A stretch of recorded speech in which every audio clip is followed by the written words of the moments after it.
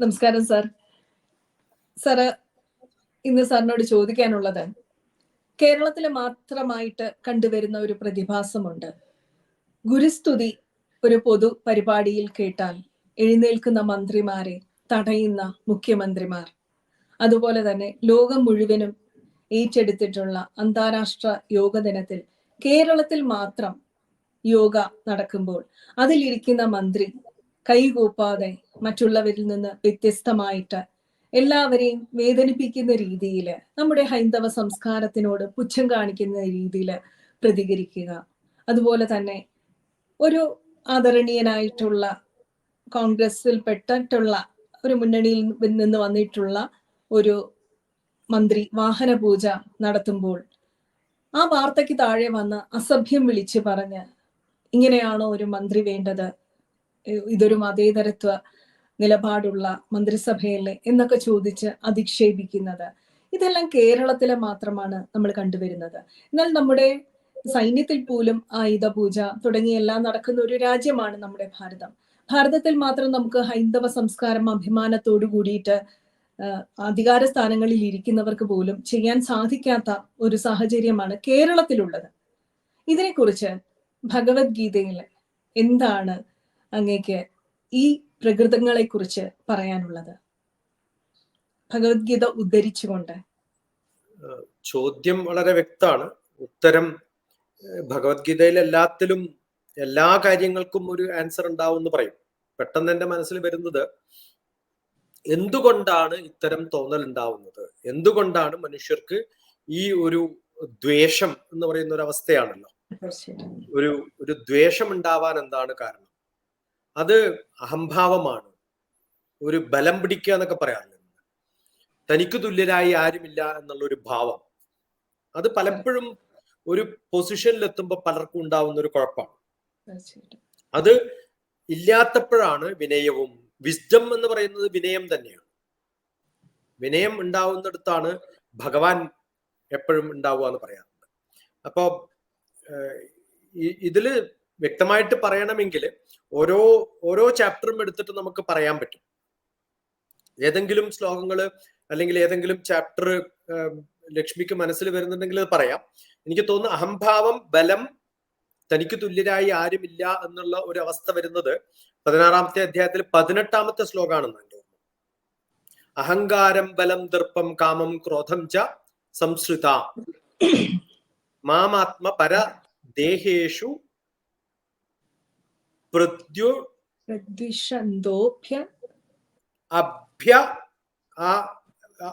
അഭ്യസൂയക.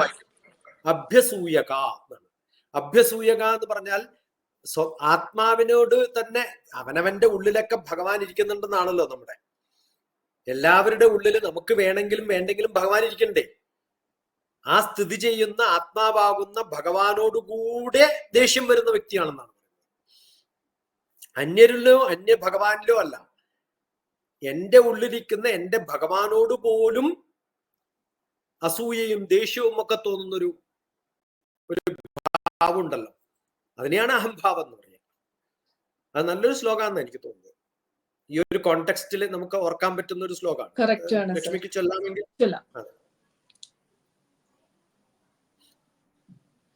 അഹങ്കാരം ബലം ദർപ്പം കാമം ക്രോധം ച സംശ്രിതാ മാമാത്മപരദേഹേഷു പ്രദ്വിഷന്ത്യോഭ്യസൂയകാ. ശ്ലോകം 18, 16-ാം അധ്യായം. പ്രദ്വിഷന്തോ അഭ്യസൂയക. അവനവന്റെ ആരിലൊക്കെ സ്തുതി ചെയ്യുന്നുണ്ടോ ഒരാത്മാവ്, ആ ആത്മാവിനെ ദ്വേഷിക്കുന്നവരായിട്ട് മാറുന്നുവെന്ന്. ആ ആത്മാവിനോട് ദേഷ്യം തോന്നുന്ന വ്യക്തിയായിട്ട്. അവരാരാണ്? അഹംഭാവമുണ്ട്, ബലമുണ്ട്, എന്റെ തുല്യമായിട്ട് ആരുമില്ല എന്ന് പറയുന്നത്. അത് കഴിഞ്ഞിട്ടുള്ള ശ്ലോകം അതിന് ഒരു രസകരമായ ഒരു എക്സാമ്പിൾ തന്നെയാണ്. ദ്വേഷിക്കുന്നവരും ക്രൂരന്മാരുമായിട്ടുള്ള എല്ലാ വ്യക്തികളെയും ഓർക്കണില്ല. ഒന്ന് ശ്ലോകം ഒന്ന് ചൊല്ലു ലക്ഷ്മി. 19ാമത്തെ ശ്ലോകം.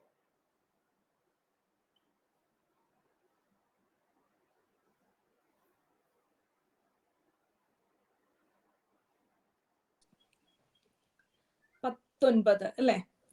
അടുത്ത ശ്ലോകം.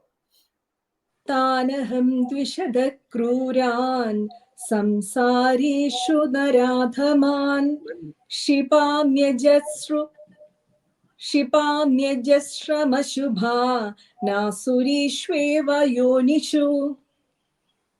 എന്ത് രസകരമായ ഒരു ശ്ലോകാന്ന് ആലോചിക്കുന്നത്. ഇത്തരം ദ്വേഷം നടത്തുന്ന വ്യക്തികൾക്ക് അത് ക്രൂരമായിട്ടുള്ള അവസ്ഥയിൽ ജീവിക്കുന്ന വ്യക്തികൾക്ക് ക്രൂരന്മാരും നരാധമന്മാരുമാണെന്നാണ്. അശുഭന്മാരാണ് അവര്. ആ അശുഭന്മാരായിട്ടുള്ള വ്യക്തികൾക്ക് വീണ്ടും വീണ്ടും അവരുടെ ജന്മത്തില് അടുത്ത ജന്മത്തിലും അതേ യോനിയിൽ പിറക്കുന്നവരൊക്കെ അതേ ഗ്രൂപ്പിൽ പെട്ടിട്ടുള്ളവരാവും. അങ്ങനെയാണ് ആസുരി സ്വഭാവം നമുക്ക് ഉണ്ടാവുക. ആ ആസുരി സ്വഭാവം ഇല്ലാതിരിക്കുന്ന ഒരു ജനം ഉണ്ടാവുമ്പോൾ മാത്രമേ മനുഷ്യന്മാരിൽ നല്ല ഗതി പ്രാപിക്കാൻ സാധിക്കുള്ളൂ. ഗതി പ്രാപിക്കണമെങ്കിൽ ഈ മൂഢത്വത്തിൽ നിന്നും ഈ ചിന്തയിൽ നിന്നും നമ്മൾ മുന്നോട്ട് വരണം. അടുത്ത ശ്ലോകത്തിലാണെന്ന് തോന്നുന്നു അതിന്റെ ഒരു രക്ഷപ്പെടാനുള്ള ഒരു മാർഗമായിട്ട് ഭഗവാൻ പറയുന്നത്. 20ാമത്തെ ശ്ലോകം.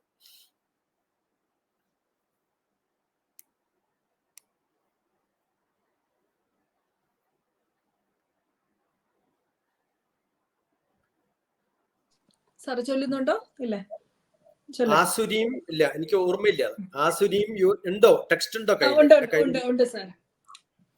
ആസുരീം യോനിമാപന്ന മൂഢാ ജന്മനി ജന്മനി മാമപ്രാപ്യൈവ കൗന്ദേയ തതോ യാന്ത്യദമാം ഗതിം.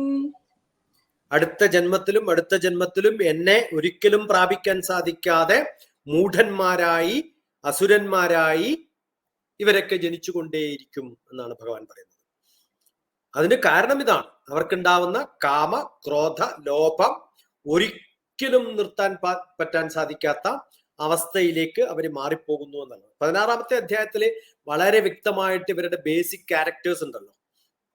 എന്തൊക്കെയാണ് ഇവർക്ക് ഉണ്ടാവേണ്ട ഗുണങ്ങൾ, എന്തൊക്കെയാണ് ഇല്ലാതെ പോയത് എന്ന് പറയുന്ന ശ്ലോകം കൃത്യമായിട്ട് പറഞ്ഞിട്ടുണ്ട്. ഈ ദൈവസമ്പത്ത് ഉണ്ടാവണമെങ്കിൽ അതൊരു സമ്പത്താണ്.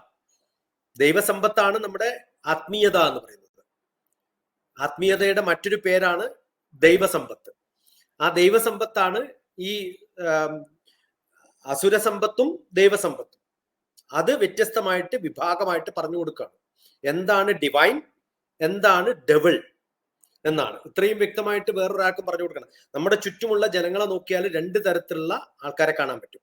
ഒന്ന് ദൈവികമായിട്ട് സമ്പത്ത് കിട്ടിയിട്ടുള്ള ആൾക്കാർ, സ്പിരിച്വലായി ആത്മീയമായിട്ടുള്ളവർക്ക്. അവരുടെ ചേഷ്ടകൾ എന്തൊക്കെയായിരിക്കും? അവർക്ക് ഭയമുണ്ടാവില്ല, ഏറ്റവും നല്ല സംശുദ്ധമായ മനുഷ്യന്മാരായിരിക്കും, അവര് സ്പിരിച്വൽ ആയിട്ടുള്ള കാര്യങ്ങളൊക്കെ പഠിച്ചുകൊണ്ടേയിരിക്കും, അവര് ദാനധർമ്മങ്ങളൊക്കെ ചെയ്യുന്നവരായിരിക്കും, അവരുടെ സെൻസറി ഓർഗൻസിന്റെ കൺട്രോൾ വളരെ പെർഫെക്റ്റ് ആയിരിക്കും, ഭഗവാനെ ധ്യാനിക്കണം എന്നൊന്നുമില്ല, പ്രകടമായിട്ട് ഉള്ളിന്റെ ഉള്ളിൽ ഭഗവാനെ കൊണ്ടു നടക്കുന്നവരായിരിക്കും. അത്തരം ചിട്ടകളൊക്കെ അവർക്ക് ഉണ്ടാവും. വളരെ സ്ട്രെയിറ്റ് ഫോർവേഡ് ആയിട്ടാണ് കാര്യങ്ങൾ പറയുക. അവര് വയലൻസിനെ ഇഷ്ടപ്പെടുന്നവരല്ല.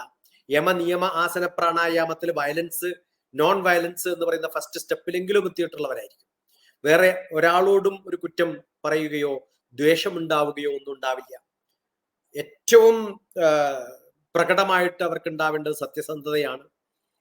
എന്തിനേയും വേണ്ട എന്ന് വെക്കാനുള്ള ഒരു കഴിവ്. അതാണല്ലോ ഏറ്റവും വലിയ ഒരു സമ്പത്ത് എന്ന് പറയുന്നത്, വേണ്ട എന്ന് വെക്കാനുള്ള കഴിവാണ്. നമ്മുടെ ഋഗ്വേദ യജുർവേദ സാമവേദം പറഞ്ഞു കൊടുക്കുന്നത് വേണ്ട വേണ്ട വേണ്ട വേണ്ട എന്ന് വെക്കാനാണ്. വൈരാഗ്യ സിദ്ധ്യർത്ഥം സമർപ്പയാമി എന്നാണ് നമ്മുടെ എല്ലാ പൂജാവിധികളും പറയുന്നത്.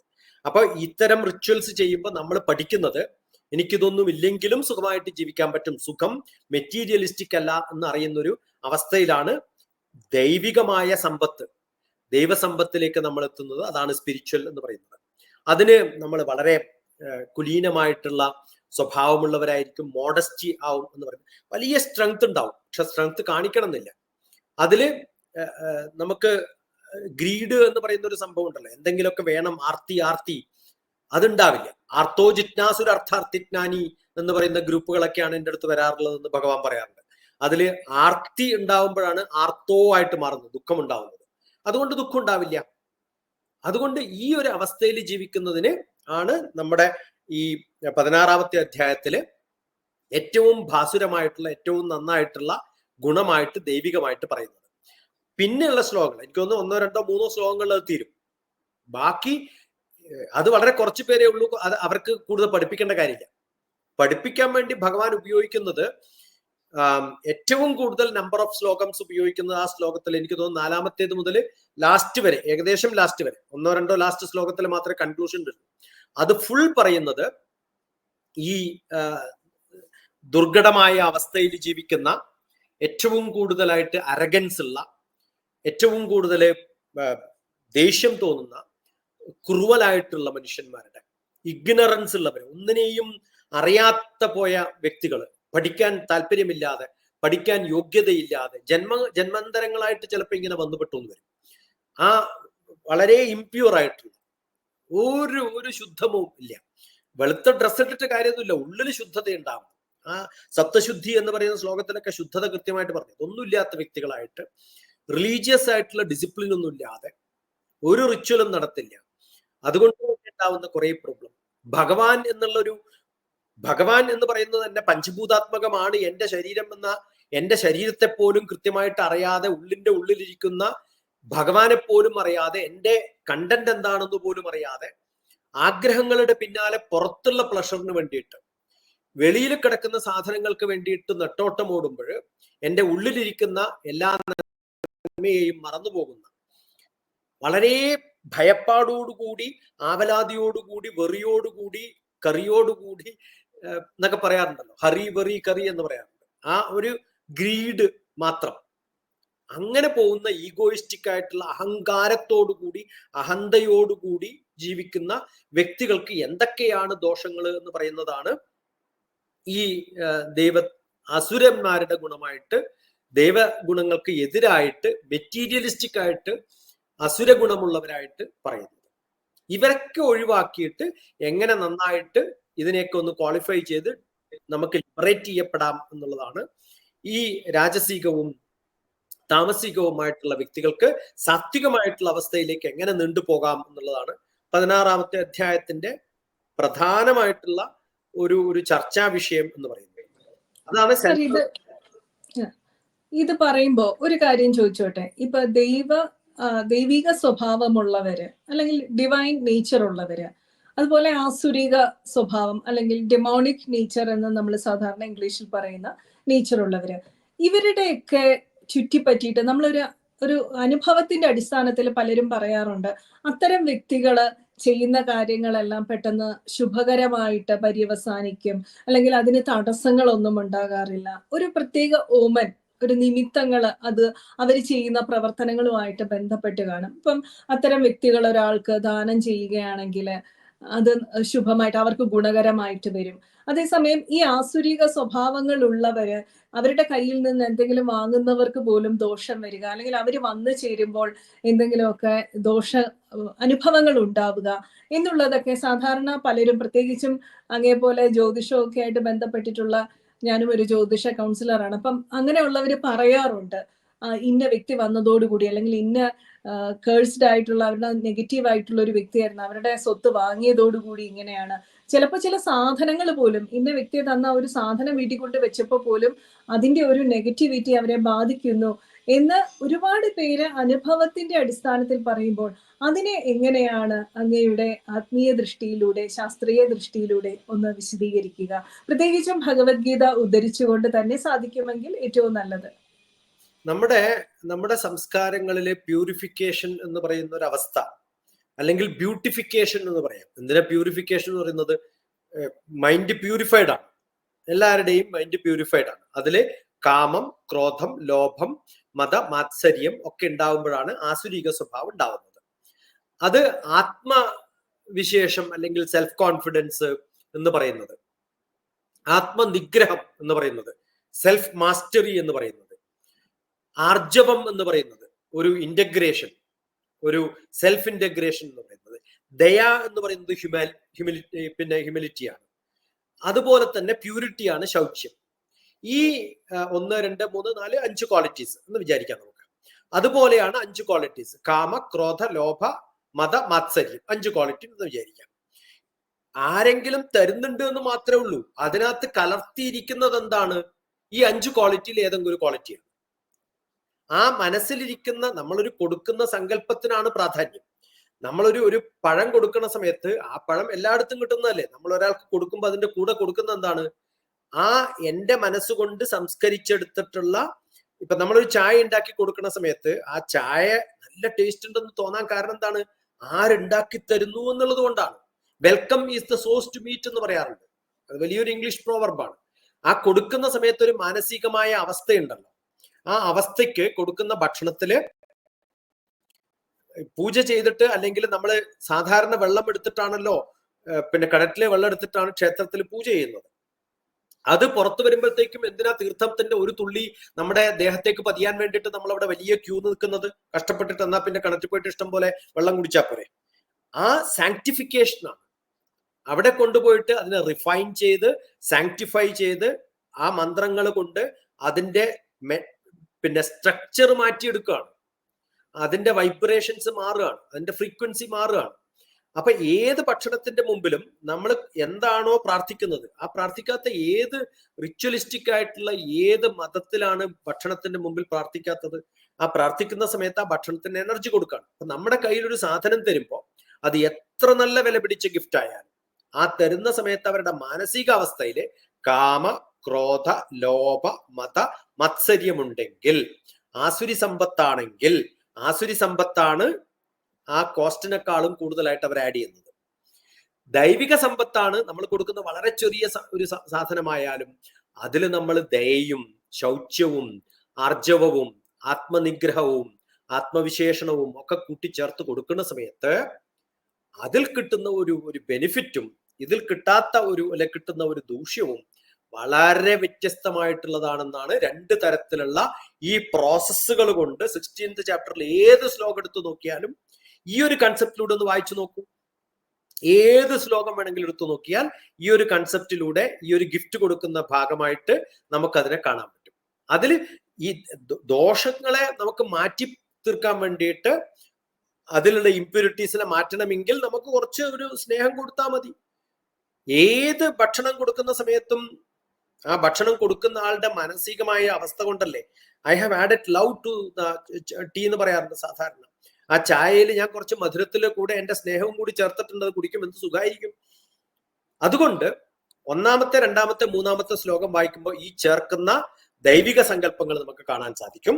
4ാമത്തെ ശ്ലോകം മുതൽ 21 തോന്നുന്നു എന്റെ ഓർമ്മയില്. എത്ര ശ്ലോക ലാസ്റ്റ് വരെ ഉള്ളത്? എന്റെ കയ്യിൽ ടെക്സ്റ്റ് ഇല്ല.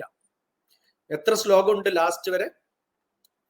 22 23 ആണെങ്കിൽ 24 ആണെങ്കിൽ ഏകദേശം ഒരു 21 വരെയുള്ള ശ്ലോകങ്ങളാണ്. അവസാനത്തെ 2 ശ്ലോകം ഒഴികെ ബാക്കി എല്ലാ ശ്ലോകവും ആസുരികമായിട്ടുള്ള സങ്കല്പങ്ങളുടെ കണ്ടന്റ് പറയുന്നതാണ്. അതൊന്ന് കൃത്യമായിട്ട് വായിച്ചു നോക്കിക്കഴിഞ്ഞാൽ നമുക്ക് മനസ്സിലാവും. ഓരോന്നിലും ചേർക്കുന്ന ആ ഒരു മാനസികമായിട്ടുള്ള വിഷം ചേർത്ത് കൊടുക്കുന്ന ഒരു സംഭവം നമ്മൾ പറയല്ലോ. അത് ഫിസിക്കൽ പോയ്സൺ അല്ല, മനസ്സിൽ നിന്ന് കൊടുക്കുന്നതാണ് എന്നുള്ളതാണ് അതിനകത്ത് നമുക്ക് മനസ്സിലാക്കുക. അപ്പൊ തീർച്ചയായിട്ടും സാറ് ഇപ്പൊ പറഞ്ഞത് വെച്ചിട്ട് ഒരു വ്യക്തി കൊടുക്കുന്ന ഒരു ചായക്കാണെങ്കിലും എന്ത് സാധനത്തിനാണെങ്കിലും അതിൽ ആ ഇമോഷൻസിലൂടെയുള്ള എനർജി ഇൻ മോഷൻ ഇസ് അല്ലെ, ഇമോഷൻ എന്ന് പറയും. അപ്പൊ ഏത് തരത്തിലുള്ള ഇമോഷനാണ് ആ വ്യക്തിയിലുള്ളത്, അതിന്റെ ഒരു അംശം ഈ കൊടുക്കുന്ന വ്യക്തികളിൽ അല്ലെങ്കിൽ വാങ്ങുന്ന വ്യക്തികളിൽ എത്തും എന്നുള്ളത് ശാസ്ത്രീയമായിട്ട് തന്നെയാണ് അങ്ങ് പറയുന്നത്. അങ്ങനെ നോക്കുമ്പോൾ സത്യത്തില് കേരളത്തില് പ്രധാന ഭാരവാഹികളായിട്ടുള്ള ചില വ്യക്തികള് അവര് അധികാരത്തിലേറുന്നതിന് മുമ്പ് ഒരു പ്രാവിനെ പറത്തി വിടുകയുണ്ടായി. അപ്പോ അത് പറത്തി വിട്ടതും ചത്തിട്ട് താഴെയാണ് വീണത്.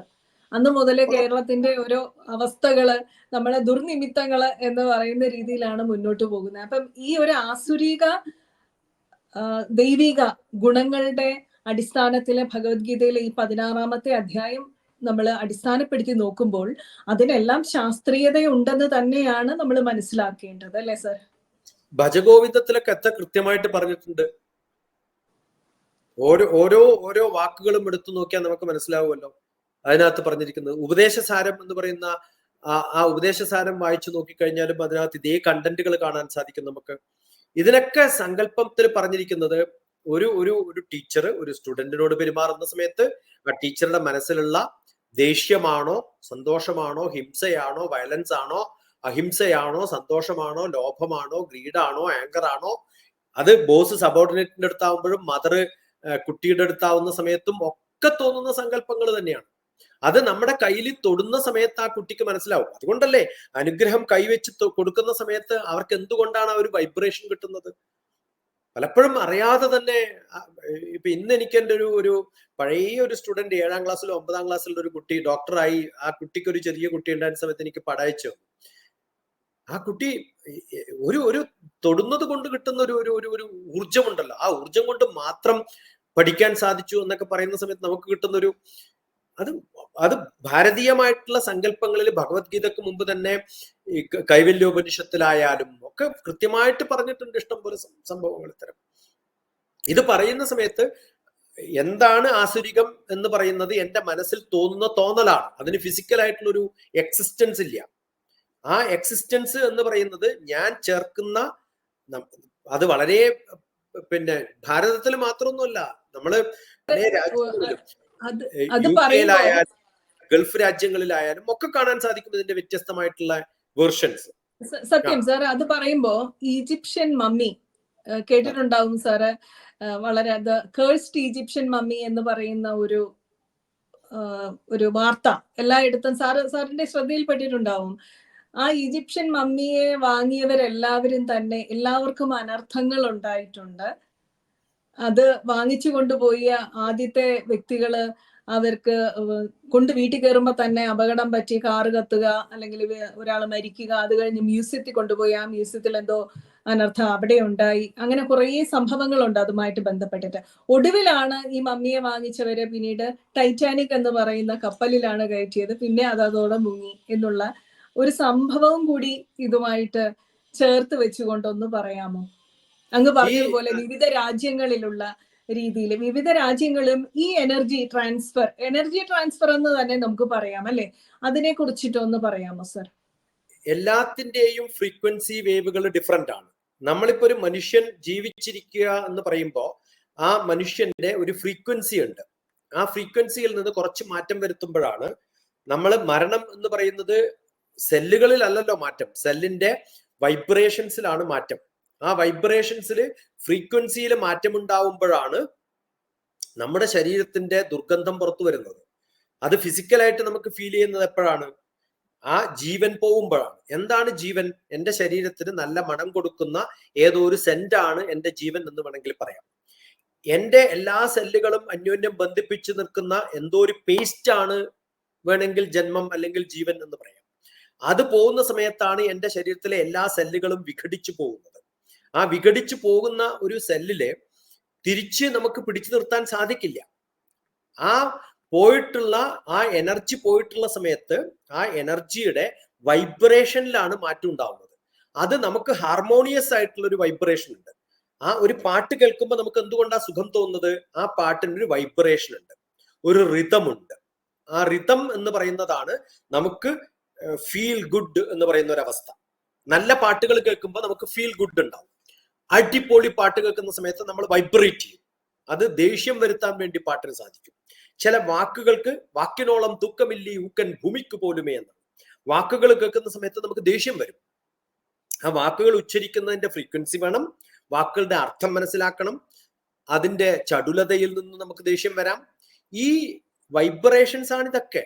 ആ വൈബ്രേഷൻസിനെ നമുക്ക് നല്ല ഫ്രീക്വൻസി വരുന്ന സമയത്ത് നമുക്ക് ആകൃഷ്ടപ്പെടാനും ഇഷ്ടപ്പെടാനും ഒക്കെ സാധിക്കും. അതേ സമയത്ത് അത് ഇന്റർഫിയറൻസ് ഉണ്ടാക്കും എന്ന് പറയും. ഫിസിക്സിൽ പറയാ, ഒരു വേവും നമ്മുടെ വേവുമായിട്ട് ജോയിൻ ചെയ്ത് പോവുകയാണെങ്കിൽ, അത് രണ്ട് ചക്രങ്ങൾ ചേരുന്ന സമയത്ത് അതിന്റെ ഇടയിൽ കൃത്യമായിട്ട് പോവുകയാണെങ്കിൽ ചക്രം കറങ്ങാൻ പറ്റും. ഒരു ചക്രത്തിന്റെ മുകളിൽ മറ്റൊന്ന് ഇടിച്ചാലോ എല്ലാത്തിന്റെയും പിന്നെ ചക്രത്തിന്റെ ഒക്കെ ഓരോ കണ്ണികളും പൊട്ടിപ്പോകും. ആ അവസ്ഥയാണ്. അതുപോലെയാണ് നമുക്ക് ഇഷ്ടപ്പെടാത്ത ഫ്രീക്വൻസി വരുന്ന സമയത്ത് നമ്മുടെ ജീവന്റെ, നമ്മുടെ അസുഖങ്ങള് സുഖങ്ങള് എന്നൊക്കെ പറയുന്നത് ഈ ഫ്രീക്വൻസി വേവുകളാണ്. സുഖം കിട്ടുക എന്ന് പറയുന്നത്, നല്ല സുഖം എന്ന് പറയുന്നത് നല്ല ഫ്രീക്വൻസിയിലാണ് ഞാൻ ഇരിക്കുന്നത്. ആ ഫ്രീക്വൻസിയിൽ നിന്നും ദോഷത്തിലേക്ക് മാറുന്ന സമയത്ത് എനിക്കൊരു രക്ഷയില്ലാണ്ടാവും. ഇതാണ് ഭഗവാൻ കൃഷ്ണൻ പറയുന്നത്. ലാസ്റ്റ് ശ്ലോകം എനിക്ക് തോന്നുന്നു 22, 23, 24 ഒന്ന് ചൊല്ലിയാൽ ഇതിന് കൃത്യമായിട്ടുള്ള വ്യക്തത വരും 16ാമത്തെ അധ്യായത്തിൽ. 16ാമത്തെ ലാസ്റ്റ് 2-3 ശ്ലോകങ്ങളൊന്നും ചെല്ലാമോ? എനിക്കൊന്ന് 22, 23, 24, 21 വരെയാണെന്നാണ് എന്റെ ഓർമ്മ. വിമുക്തി നേടാൻ മനുഷ്യന്റെ ആത്മാവിന് കാര്യങ്ങൾ ആചരിക്കുന്ന സമയത്ത് എന്തൊക്കെ നമുക്ക് നേടാൻ പറ്റും എന്നൊക്കെയാണ് പറയുന്നത്. ഏതൈർ വിമുക്ത കൗന്ദേയ തുടങ്ങുന്നൊരു ഏതൊക്കെയാണ് അത്, എത്രാമത്തെ ശ്ലോകാന്ന് എനിക്ക് ഓർമ്മയില്ല. ഏതൈർ വിമുക്ത കൗന്ദേയ കിട്ടി സാർ, 22 22. അതൊന്ന് ചൊല്ലി. ഏതൈർവിമുക്ത കൗന്ദേയ തമോദ്വാരേ സ്ത്രീഭിർനരഃ ആചരത്യാത്മനശ്രേയ തതോ യാതി പരാം ഗതി. പരമഗതിയിൽ പ്രാപിക്കണമെങ്കിൽ എന്ത് വേണം? ഈ നാശത്തിൽ കിട്ടണമെങ്കിൽ ആത്മശ്രേയമായിട്ടുള്ള കാര്യങ്ങൾ ചെയ്യണം. വേറൊരാൾക്കുള്ള ശ്രേയമല്ല, ആത്മശ്രേയമാണ്. എന്റെ ഗുണം കിട്ടുന്ന കാര്യങ്ങൾ ഞാൻ ചെയ്യണമെന്നുള്ളതാണ്. അത് സ്വന്തം ഫ്രീക്വൻസി ഉണ്ടാക്കുകയാണ്. ആ ഫ്രീക്വൻസി ഒരു ഡിസ്ഹാർമണൈസ്ഡ് ആയിട്ടുള്ള ഒരു, എനിക്ക് ജോയിൻ ചെയ്യാൻ പറ്റാത്ത ഒരു അവസ്ഥയിൽ ഞാൻ നിൽക്കുന്ന ആ തോന്നൽ ഉണ്ടാകുമ്പോൾ തന്നെ അയാൾ അവിടുന്ന് ചാടി രക്ഷപ്പെടാൻ ശ്രമിക്കും. അതില്ലാത്തതാണ് ആസുരികമായിട്ടുള്ളതിന്റെ കുഴപ്പം. അയാളുടെ ഉള്ളിൽ ഭഗവാൻ ഇരിപ്പുണ്ട്, പക്ഷെ ബാഹ്യമായിട്ടുള്ള പ്രകടനങ്ങളിലൊന്നും ഇത് കാണാത്തത് കൊണ്ട് അവിടുന്ന് എനിക്ക് ചാടി പുറത്തു വരാൻ പറ്റുകയാണെങ്കിൽ ആ നാശത്തിലേക്കുള്ള വഴിയിൽ നിന്നും വിമുക്തനായ മനുഷ്യൻ എന്നാണ്. അപ്പൊ വിമുക്തി ഉണ്ട് എന്നാ പറഞ്ഞിരിക്കുന്നത്. ഹേ കൗന്ദേയ, ഒന്നുകൂടി ആ ശ്ലോകം വായിക്കൂ. വിമുക്ത കൗന്ദേയ തമോദ്വാരേ സ്ത്രീഭിർനരഃ ആചരത്യാത്മനശ്രേയ തതോ യാതി പരാം ഗതിം. രക്ഷപ്പെട്ടു പോവാനുള്ള മാർഗങ്ങളുണ്ട്. ആചരിച്ചു തുടങ്ങിയാ മതി, സത്കർമ്മങ്ങൾ ചെയ്താൽ മതി, ശ്രേയത്കരമായ കാര്യങ്ങൾ ആചരിക്കുക. അങ്ങനെ ആചരിക്കുമ്പോ പരമഗതി പ്രാപിക്കാനുള്ള സാധ്യതകളുണ്ട് എന്നാണ്. ആദ്യത്തെ 3 ശ്ലോകങ്ങളില് ദൈവികമായ കാര്യങ്ങൾ പറഞ്ഞു. 4ാമത്തെ ശ്ലോകം മുതൽ 21ാമത്തെ ശ്ലോകം വരെ ആസുരികമായ കാര്യങ്ങൾ പറഞ്ഞു. എന്നിട്ട് തിരിച്ച് ആ ആദ്യത്തെ ശ്ലോകത്തിലേക്ക് പറഞ്ഞിട്ടുള്ള ഗുണങ്ങളിലേക്കൊക്കെ എത്തണമെങ്കിൽ നല്ല ആചരണങ്ങളൊക്കെ ചെയ്താൽ മതി. അത് ചെയ്താൽ ചിലപ്പോൾ രക്ഷപ്പെട്ടു പോകും. ലാസ്റ്റ് മൊമെന്റിലായാലും മതിയെന്ന്. അന്ധകാലേജ മനസ്സ്മരൻ എന്ന് പറയുന്നുണ്ടല്ലോ ഭഗവാൻ, അതുപോലെയാണ്. അതിനുള്ള മാർഗങ്ങളാണ് അടുത്ത 2 ശ്ലോകങ്ങളിൽ പറഞ്ഞിട്ടുണ്ടാവുക. ഇവിടെ സാർ സിദ്ധിയോ അല്ലെങ്കിൽ പരമമായ സുഖമോ ആത്മശ്രേയസ്കരമായിട്ടുള്ള അവസ്ഥയോ എന്നൊക്കെ പറയുന്നത് സാറ് പറയുന്നത് പോലെ ഒരു വൈബ്രേഷണൽ ഫീൽഡ് തന്നെയാണ്. വൈബ്രേഷനാണ് സുഖം എന്ന് പറയുന്ന വൈബ്രേഷനാണ്. എനിക്ക് സുഖമായിട്ടിരിക്കാൻ പറ്റിയാൽ, അത് കണ്ടിന്യൂസ് ആയിട്ടിരിക്കാൻ പറ്റിയാൽ ഞാൻ ബ്ലിസ്സായി. അതാണ് ആത്മീയത. എന്താണ് ആത്മീയത എന്ന് ചോദിച്ചു കഴിഞ്ഞാൽ, താൽക്കാലികമായിട്ടുള്ള മെറ്റീരിയലിസ്റ്റിക് ആയിട്ടുള്ള വികാരപരമായിട്ട് സ്വന്തം തൽക്കാലം ഗുണം ചെയ്യാവുന്ന സന്തോഷം കൂടാതെ കുറെ കാലത്തേക്ക് എനിക്ക് സന്തോഷം കിട്ടുന്ന തരത്തില് എൻ്റെ ഇന്ദ്രിയങ്ങളെയൊക്കെ എനിക്ക് കൺട്രോൾ ചെയ്യലല്ല, ഇന്ദ്രിയങ്ങളിൽ നിന്നൊക്കെ വിച്ഛേദിച്ച് എനിക്ക് എൻ്റെ ആത്മാവിലേക്ക് ജോയിൻ ചെയ്യാൻ സാധിക്കുമ്പോൾ, എൻ്റെ മനസ്സാണ് ഇന്ദ്രിയങ്ങളെ കൺട്രോൾ ചെയ്യുന്നത്. ആ മനസ്സിൽ നിന്നും ഇന്ദ്രിയങ്ങളിലേക്കുള്ള കൺട്രോളിനെ വിച്ഛേദിച്ച് ആത്മാവിലേക്ക് എത്തുന്ന സമയത്ത് ഞാൻ ഒരു ആത്മീയ പുരുഷനായിട്ട് മാറും. അപ്പൊ എൻ്റെ വൈബ്രേഷൻസ് എൻറ്റയർലി ഡിഫറെന്റ് ആണ്. അപ്പൊ എൻ്റെ മുമ്പിൽ കാണുന്നുണ്ടെങ്കിലും എന്ത് കണ്ടാലും ആ കാണുന്നതിൽ എനിക്കുണ്ടാവുന്ന ഒരു വികാരം, കണ്ടാലും എനിക്ക് ആ വികാരം ഇല്ലാത്തൊരവസ്ഥയിലേക്ക് എൻ്റെ ചിന്തകള്, എൻ്റെ മനസ്സ്, എൻ്റെ ബുദ്ധി ഒക്കെ ആത്മാവിന്റെ ലെവലിലേക്ക് പോകുന്ന സമയത്ത് ആ വികാരമൊന്നും ഇല്ലാത്തൊരവസ്ഥയിലേക്ക് മാറും. അടുത്ത ശ്ലോകത്തിൽ ഇത് പറഞ്ഞിട്ടുണ്ടാവും. അതിനുള്ള മാർഗവും പറയുന്നുണ്ട് ഭഗവാൻ. ഇവിടെ വ്യക്തമായി ഈ മനോവികാരത്തിലുള്ളവരിൽ നിന്ന് അവരുടെ പ്രസൻസ്, അവരുടെ സാന്നിധ്യം അവരുടെ കയ്യിൽ നിന്ന് വാങ്ങുന്നതിന് ഒക്കെ ഈ വൈബ്രേഷനും കൂടി നമ്മളിലേക്ക് എത്തും എന്ന് പലരും പരാതിപ്പെടുന്നത് സത്യമാണ് എന്ന് വ്യക്തം അല്ലേ സാർ? അതെ. പക്ഷെ നമുക്ക് അതിനേക്കാളും കൂടുതൽ വൈബ്രേഷൻ ഉള്ള ഒരു വ്യക്തിയാണെങ്കിൽ നമ്മുടെ കയ്യിൽ എന്ത് പെട്ടാലും അത് ബാധകമല്ല. കാരണം നമ്മുടെ വൈബ്രേഷൻസ്, നമ്മുടെ ഇപ്പൊ ഫ്രീക്വൻസി മോഡ് എന്ന് പറയുന്നതില് FM മോഡ് ആണെങ്കിൽ വളരെ വൈബ്രേറ്റ് ചെയ്തുകൊണ്ടിരിക്കും. AM മോഡ് ആണെങ്കിൽ വേവ് ലെങ്ത് കൂടുതലാണ്. AM മോഡ് വേവ് ലെങ്ത് കൂടുതലാകുമ്പോൾ ഈ ചെറിയ വൈബ്രേഷൻസ് ഒക്കെ അതിന്റെ ഇടയിൽ പെട്ടുപോകും. അതാണ് ഭഗവാൻ ദുഃഖേഷു അനുദിഗ്നമന സുഖേഷു വിഗത സ്പൃഹ വീതരാഗ ഭയ ക്രോധ സ്ഥിതി മുനിരുച്ചത എന്ന് പറയുമ്പോൾ എന്റെ വേവ് ലെങ്ത് വളരെ കൂടുതലാണ്. അതിനിടയിൽ ചെറിയ ഫ്രീക്വൻസി ഒക്കെ ഉണ്ടെങ്കിൽ അതൊക്കെ അതിനകത്ത് അടഞ്ഞു പോകും. വലിയ വേവ് വരുമ്പോ, ഒരു കടലിൽ വലിയ വേവ് വരുമ്പോ ചെറിയ വേവുകളൊക്കെ അതിനകത്ത് നഷ്ടപ്പെട്ടു പോകുന്നത് പോലെ വലിയ വേവുകൾ ഉണ്ടാക്കിയെടുക്കാനുള്ള നമ്മുടെ ശക്തി നമുക്കുണ്ടാവുമ്പോ ആ ശക്തി ഉപയോഗിച്ചിട്ട് ആ സുഖം നമ്മുടെ എന്ത് സുഖമായിട്ട് മാറും? ഭഗവാൻ അതിനകത്ത് തന്നെ പറയുന്നുണ്ടെന്ന് തോന്നുന്നു. ഏത് ഈ ശ്ലോകാണോ അടുത്ത ശ്ലോകാണോ എന്നറിയില്ല, ഈ ചാപ്റ്ററിൽ തന്നെയാണ്. സുഖം ന പരാം സുഖം പരാം ഗതിം എന്നാണ്. പരമമായ ഗതി ലഭിക്കാതെ പോകുന്ന ഒരവസ്ഥയിലേക്ക് നമ്മൾ പോവാതെ സ്ഥിരമായിട്ടുള്ള ലക്ഷ്യപ്രാപ്തിയിലേക്ക് എത്താൻ നമുക്ക് സാധിക്കും എന്ന് ഭഗവാൻ ഗ്യാരണ്ടി പറയുന്ന ഒരു ചാപ്റ്ററാണ് 16ാമത്തെ അധ്യായം. അടുത്ത ശ്ലോകം ഒന്ന് വായിച്ചു നോക്കൂ. അടുത്ത 2 ശ്ലോകങ്ങളും കൂടിയല്ലേ ഉള്ളൂ, ആ ചാപ്റ്റർ കഴിഞ്ഞു. അപ്പൊ ഇല്ലേ, 24 ഉള്ളൂ. അപ്പൊ 2 ശ്ലോകം കൂടി വായിച്ച് ആ ചാപ്റ്റർ കഴിഞ്ഞു. സാറ് പറഞ്ഞ ശ്ലോകം കിട്ടിയില്ല. 23 വായിക്കാം. യശാസ്ത്രവിധിമുത്സൃജ്യ വർത്തതേ കാമകാരതഃ ന സസിദ്ധിമവാപ്നോതി ന സുഖം ന പരാം ഗതിം. ഇനി ബൈ ചാൻസ് ഇങ്ങനെയൊക്കെ പോവാൻ സാധിക്കാതെ കാമങ്ങളിൽ ഏർപ്പെട്ടു പോയാൽ, ശാസ്ത്രവിധികൾ ഉപേക്ഷിച്ചുകൊണ്ട്, യശാസ്ത്രവിധി മുത്സുജ്യ വർത്തതേ കാമകാരതഃ, ഇതൊക്കെ ഉപേക്ഷിച്ചിട്ട് കാമങ്ങളുടെ പിന്നാലെ പിന്നെയും പോയി ഇന്ദ്രിയങ്ങൾക്കൊന്നും നിഗ്രഹിക്കാൻ സാധിക്കാതെ പോയാൽ എന്തു പറ്റും? നസസിദ്ധിമവാപ്നോതി, പിന്നെ ലക്ഷ്യപ്രാപ്തിയിൽ എത്താൻ സാധിക്കില്ല. കുറച്ചു കാലം ചെയ്തു, പിന്നെ രണ്ടാമതും അത് വിഘടിച്ചു പോയാൽ പിന്നെയും തിരിച്ചു വരും, ഫ്രീക്വൻസി മറ്റേ ലെവലിലേക്ക് പോകും. AM-ൽ നിന്ന് FM-ലേക്കായി പിന്നെയും ചെറിയ ചെറിയ കാര്യങ്ങളിലൊക്കെ വേവലാതിപ്പെടാൻ തുടങ്ങും. മനുഷ്യന്റെ ഏറ്റവും വലിയ ബുദ്ധിമുട്ട് എന്ന് പറയുന്നത് വേവലാതിയല്ലേ?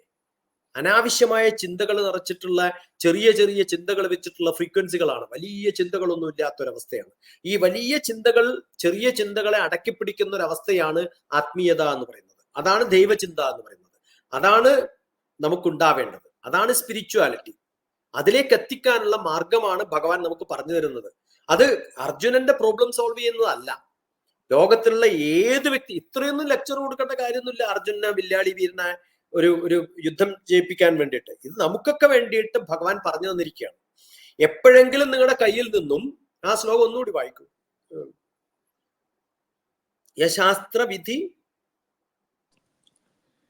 യശാസ്ത്രവിധിമുത്സൃജ്യ വർത്തതേ കാമകാരതഃ ന സസിദ്ധിമവാപ്നോതി ന സുഖം ന പരാം ഗതിം. സുഖവും കിട്ടില്ല, പരമമായ ഗതിയും കിട്ടില്ല, കുറച്ചൊന്ന് വൈബ്രേറ്റ് ചെയ്ത് പുറത്തു പോയാൽ. അതുകൊണ്ട് എന്ത് ചെയ്യണം എന്നുള്ളതാണ് അവസാനത്തെ ശ്ലോകം. അതാണ് എന്റെ ഓർമ്മയിൽ വന്നത്. അവസാനത്തെ വായിക്കട്ടെ സാർ, 24 അല്ലേ? അതാണ് അതിന്റെ കൺക്ലൂഷൻ. തസ്മാത് ശാസ്ത്രം പ്രമാണം തേ കാര്യാകാര്യവ്യവസ്ഥിതോ ജ്ഞാത്വാ ശാസ്ത്രവിധാനോക്തം കർമ്മ കർത്തുമിഹർഹസി. തസ്മാത് ശാസ്ത്രം പ്രമാണം തേ, അതിനാൽ എന്തു ചെയ്യണം, എന്തു ചെയ്യരുത്. കാര്യകാര്യ വ്യവസ്ഥിതവും, എന്ത് ചെയ്യണം എന്ത് ചെയ്യരുത് എന്ന് കാര്യങ്ങൾ കൃത്യമായി ശാസ്ത്രപ്രമാണം കൊണ്ട് സ്വീകരിക്കത്തക്ക എല്ലാ അറിവും ശാസ്ത്രവിധാനോക്തം, ശാസ്ത്രങ്ങളുടെ വിധി അനുസരിച്ചുകൊണ്ട് കർമ്മകർത്തു നീ കർമ്മങ്ങളെ അനുഷ്ഠിക്കണം എന്നുള്ളതാണ്. ഇത് ഏറ്റവും നല്ല രസകരമായ ഒരു കഥ എന്താ അറിയോ? അർജുനൻ കൃഷ്ണന്റെ അടുത്ത് പോയിട്ടുള്ളത്, എനിക്ക് നല്ലതേതാണ് ചീത്ത ഏതാണ് എന്ന് തിരിച്ചറിയാൻ സാധിക്കുന്നില്ല, എന്നെ രക്ഷിക്കണം എന്ന് പറഞ്ഞിട്ടാണ് കാലിൽ വീണിരിക്കുന്നത്. അർജുനന്റെ നേരെ ഓപ്പോസിറ്റ് മറ്റേ ഭാഗത്ത് നിൽക്കുന്ന ഏറ്റവും പണ്ഡിതനാണെന്ന് സ്വയം ധരിച്ച് എനിക്കെല്ലാം അറിയാം എന്ന് പറഞ്ഞിട്ട് നിൽക്കുന്ന ഒരു വ്യക്തിയായിരുന്നല്ലോ. ഇത് 2 പേരാണ് യുദ്ധം. ഒന്നാരാണ്? എനിക്കെല്ലാം അറിയാം എന്ന് പറഞ്ഞു നിൽക്കുന്നതാണ്. അദ്ദേഹം പറയണ്ടല്ലോ, എനിക്കറിയാം എന്താണ് ചെയ്യേണ്ടത്, എന്താണ് ചെയ്യേണ്ടതിരിക്കേണ്ടതെന്ന് കൃത്യമായിട്ട് എനിക്കറിയാം, പക്ഷെ എനിക്ക് ചെയ്യാൻ പറ്റുന്നില്ല എന്നുള്ളത്.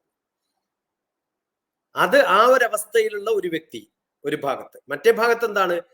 എനിക്ക് ഒന്നും തിരുവാടില്ല, ശരിയേതാണ് തെറ്റേതാണ് ഒന്നും മനസ്സിലാവുന്നില്ല, എനിക്ക് എന്തെങ്കിലും പറഞ്ഞു തരണേ എന്ന്.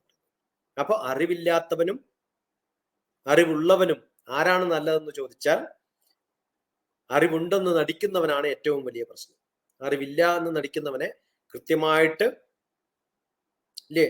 കൃത്യമായിട്ട് എനിക്ക് മുന്നോട്ട് കൊണ്ടുപോകാൻ പറ്റുമെന്നുള്ളത്.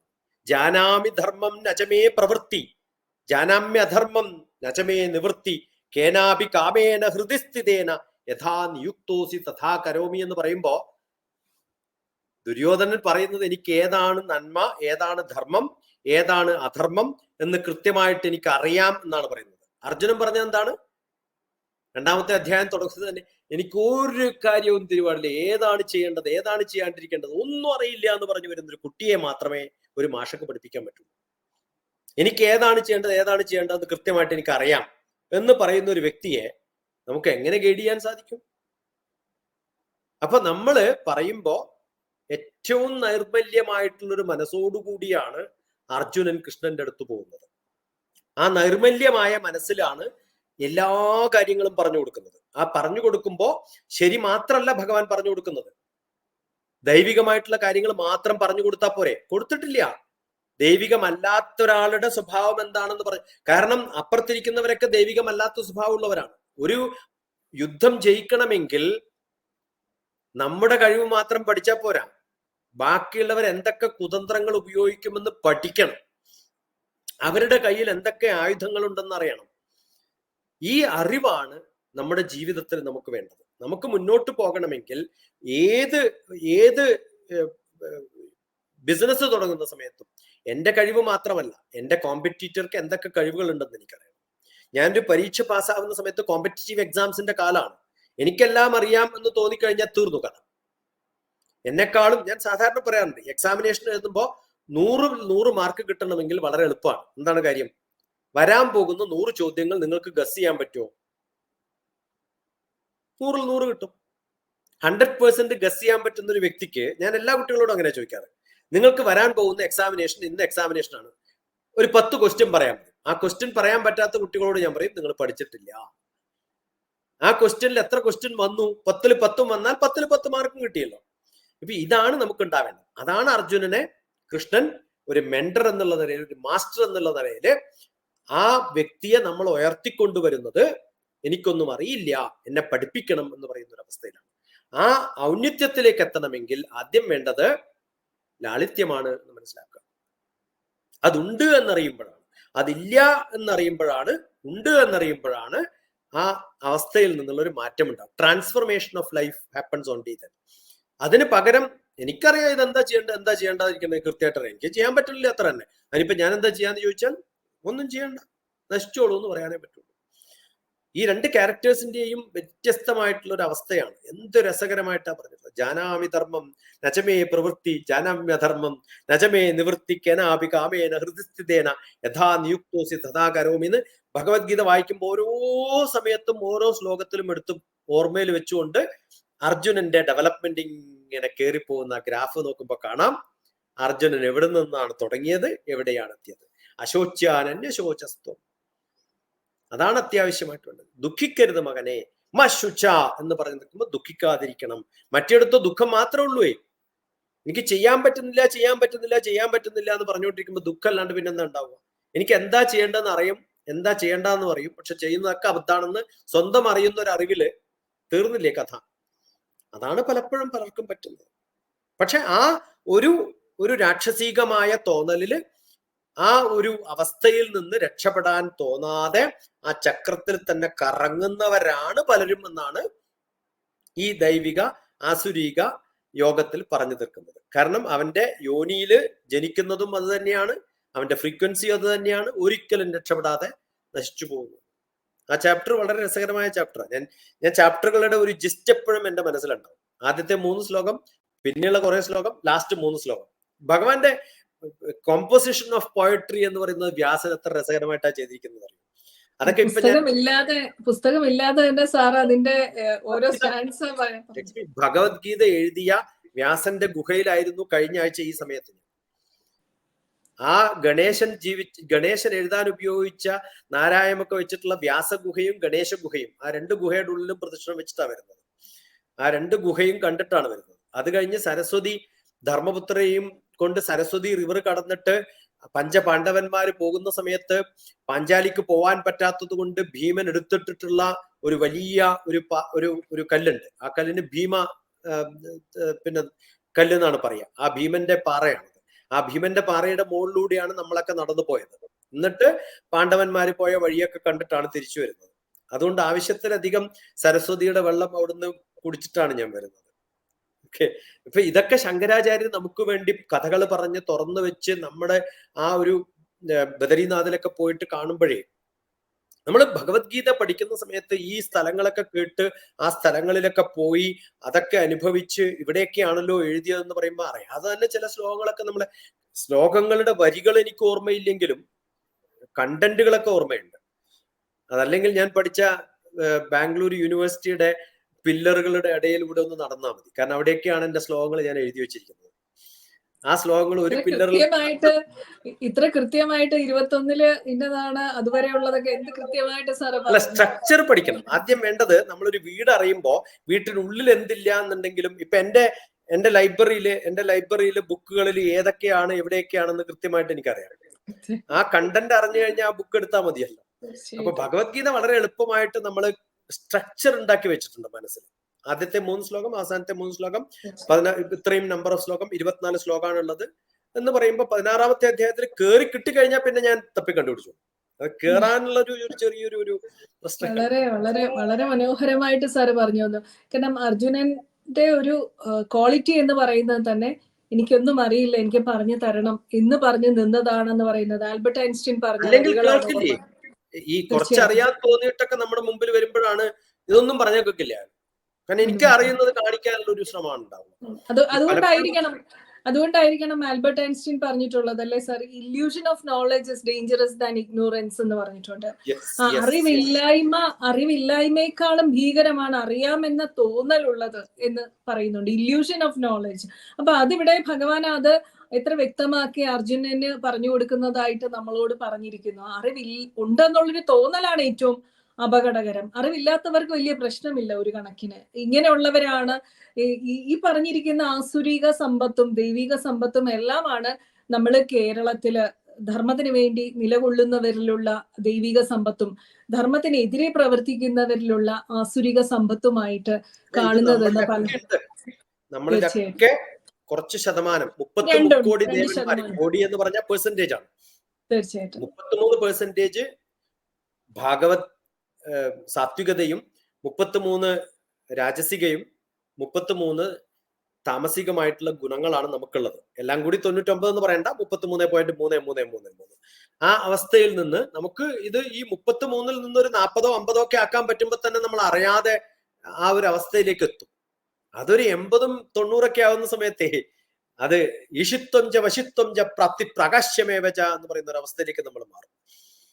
അവിടെയാണ് നമ്മൾ വളരെ വ്യക്തമായിട്ട് മനസ്സിലാക്കുക. അതുപോലെ സാറ് പറഞ്ഞതിൽ ഏറ്റവും പ്രധാനപ്പെട്ട ഒരു പോയിന്റ് ആയിട്ട് മനസ്സിലാക്കേണ്ട, എനിക്ക് തോന്നുന്നു ഹിന്ദു സമൂഹം മൊത്തത്തിൽ മനസ്സിലാക്കേണ്ടത്, നമ്മള് വിജയിക്കാൻ നമ്മുടെ ശത്രുക്കളെ കൂടുതൽ അറിയണം. അത് എനിക്ക് തോന്നുന്നു ഈ 16-ാം അധ്യായത്തിൽ അത് സാറ് വ്യക്തമാക്കി തന്നിട്ടുണ്ട്. നമ്മളുടെ അതൊരു പോയിന്റ് ആണ്, ശരിക്കും പറഞ്ഞാൽ എല്ലാവരും ശ്രദ്ധിക്കേണ്ട ഒരു പോയിന്റ് ആണ്. എനിക്ക് തോന്നുന്നു സൻസു അല്ലെ സാർ, ഒരു ചൈനീസ് ആർട്ട് ഓഫ് വാർ എന്ന് പറയുന്ന പുസ്തകം എഴുതിയിട്ടുള്ള യുദ്ധതന്ത്രജ്ഞൻ, അദ്ദേഹം വ്യക്തമായിട്ട് പറഞ്ഞിട്ടുണ്ട്, if you know the enemy and know yourself you need not fear the result of 1000 battles എന്നാണ് പറഞ്ഞിരിക്കുന്നത്. നമ്മളെയും നമ്മുടെ ശത്രുവിനെയും അറിഞ്ഞാൽ മാത്രം നമുക്കൊരു 1000 യുദ്ധങ്ങളിൽ അതിന്റെ ഫലത്തെക്കുറിച്ച് വിഷമിക്കേണ്ട ആവശ്യമില്ല എന്ന് പറയുന്ന അതേ തത്വം ഭഗവത്ഗീത ഈ 2 വിഭാഗങ്ങളെയും വിശദീകരിച്ചുകൊണ്ട് വ്യക്തമാക്കി. സാർ അത് എടുത്തു പറയുകയും ചെയ്തു. നമ്മുടെ ശരീരത്തിന്റെ അവസ്ഥയ്ക്ക് തന്നെ കാരണം, നമ്മളിപ്പോ ഒരു ഭക്ഷണം കഴിക്കുമ്പോൾ എനിക്കത് വേണ്ട എന്ന് തോന്നുന്ന ഒരു അവസ്ഥയുണ്ടല്ലോ, എന്നിട്ടും നമ്മൾ ചിലപ്പോൾ കാശ് കൊടുത്ത് മേടിച്ചതാണ് എന്ന് പറഞ്ഞ് കഴിക്കുമ്പോൾ നമ്മുടെ ഉള്ളിൽ നിന്ന് നമുക്ക് ദൈവികമായിട്ട് കിട്ടിയിട്ടുള്ള ഒരു അറിവാണ് ഇത് കഴിക്കരുത് എന്ന്. അത് നമ്മുടെ ഒരു ആരുടെയോ കമ്പൽഷൻ കൊണ്ട് അല്ലെങ്കിൽ അതിന്റെ ഭംഗി കൊണ്ട് നമ്മുടെ ഉള്ളിൽ നിന്നുള്ള ഒരു വിളിയുണ്ട്. അത് ബയോ ഫീഡ്ബാക്ക് എന്ന് പറയുന്ന ഒരു അവസ്ഥയാണ്, ദൈവികമാണ്. അതിനെ നമ്മൾ കോൺട്രഡിക്റ്റ് ചെയ്തിട്ട് ഭക്ഷണം കഴിക്കുമ്പോഴാണ് നമുക്ക് പല അസുഖങ്ങളും വരുന്നത്. ഇത് നമ്മൾ പുറത്തുള്ളൊരു വ്യക്തിയോട് ശണ്ട കൂടുന്നത് മാത്രമാണ് വാറ് എന്ന് കരുതരുത്. നമ്മൾ ഏറ്റവും കൂടുതൽ യുദ്ധം ചെയ്യുന്നത് നമ്മുടെ ശരീരത്തോടാണ്. നമ്മൾ സാധാരണ പറയാറുള്ളത് കോർട്ട് എന്നുള്ളതിനൊരു വാക്കുണ്ടല്ലോ, കോർട്ട് എന്നുള്ള വാക്ക്. കോർട്ട് എന്നുള്ള വാക്ക് സാധാരണഗതിയിൽ വോളിബോളും ഫുട്ബോളും കളിക്കുന്നതാണ് കോർട്ട്. അതിൽ ഒരു റഫറി ഉണ്ടാവും. അതുപോലെ കോർട്ട് എന്നുള്ള വാക്ക് കോടതി എന്നുള്ള അർത്ഥത്തില് വാദിയും പ്രതിയും തമ്മിൽ വാദിക്കുന്ന സമയത്ത് ഒരു ജഡ്ജാണ് ജഡ്ജ്മെന്റ് കൊടുക്കുക. വേറൊരു വാക്കുണ്ട് കോർട്ട് എന്നുള്ള വാക്ക്. എന്താണെന്നറിയോ ലക്ഷ്മിക്ക്? സാധാരണ വളരെ പ്രചാരത്തിലുള്ള ഫുഡ് കോർട്ട് എന്നുള്ളൊരു വാക്കുണ്ട്. അതിനും കോർട്ട് എന്നാണ് പേര്. എന്തുകൊണ്ടാണെന്ന് അറിയോ ഫുഡ് കോർട്ട് എന്ന് പേര് കൊടുത്തിട്ടുള്ളത്?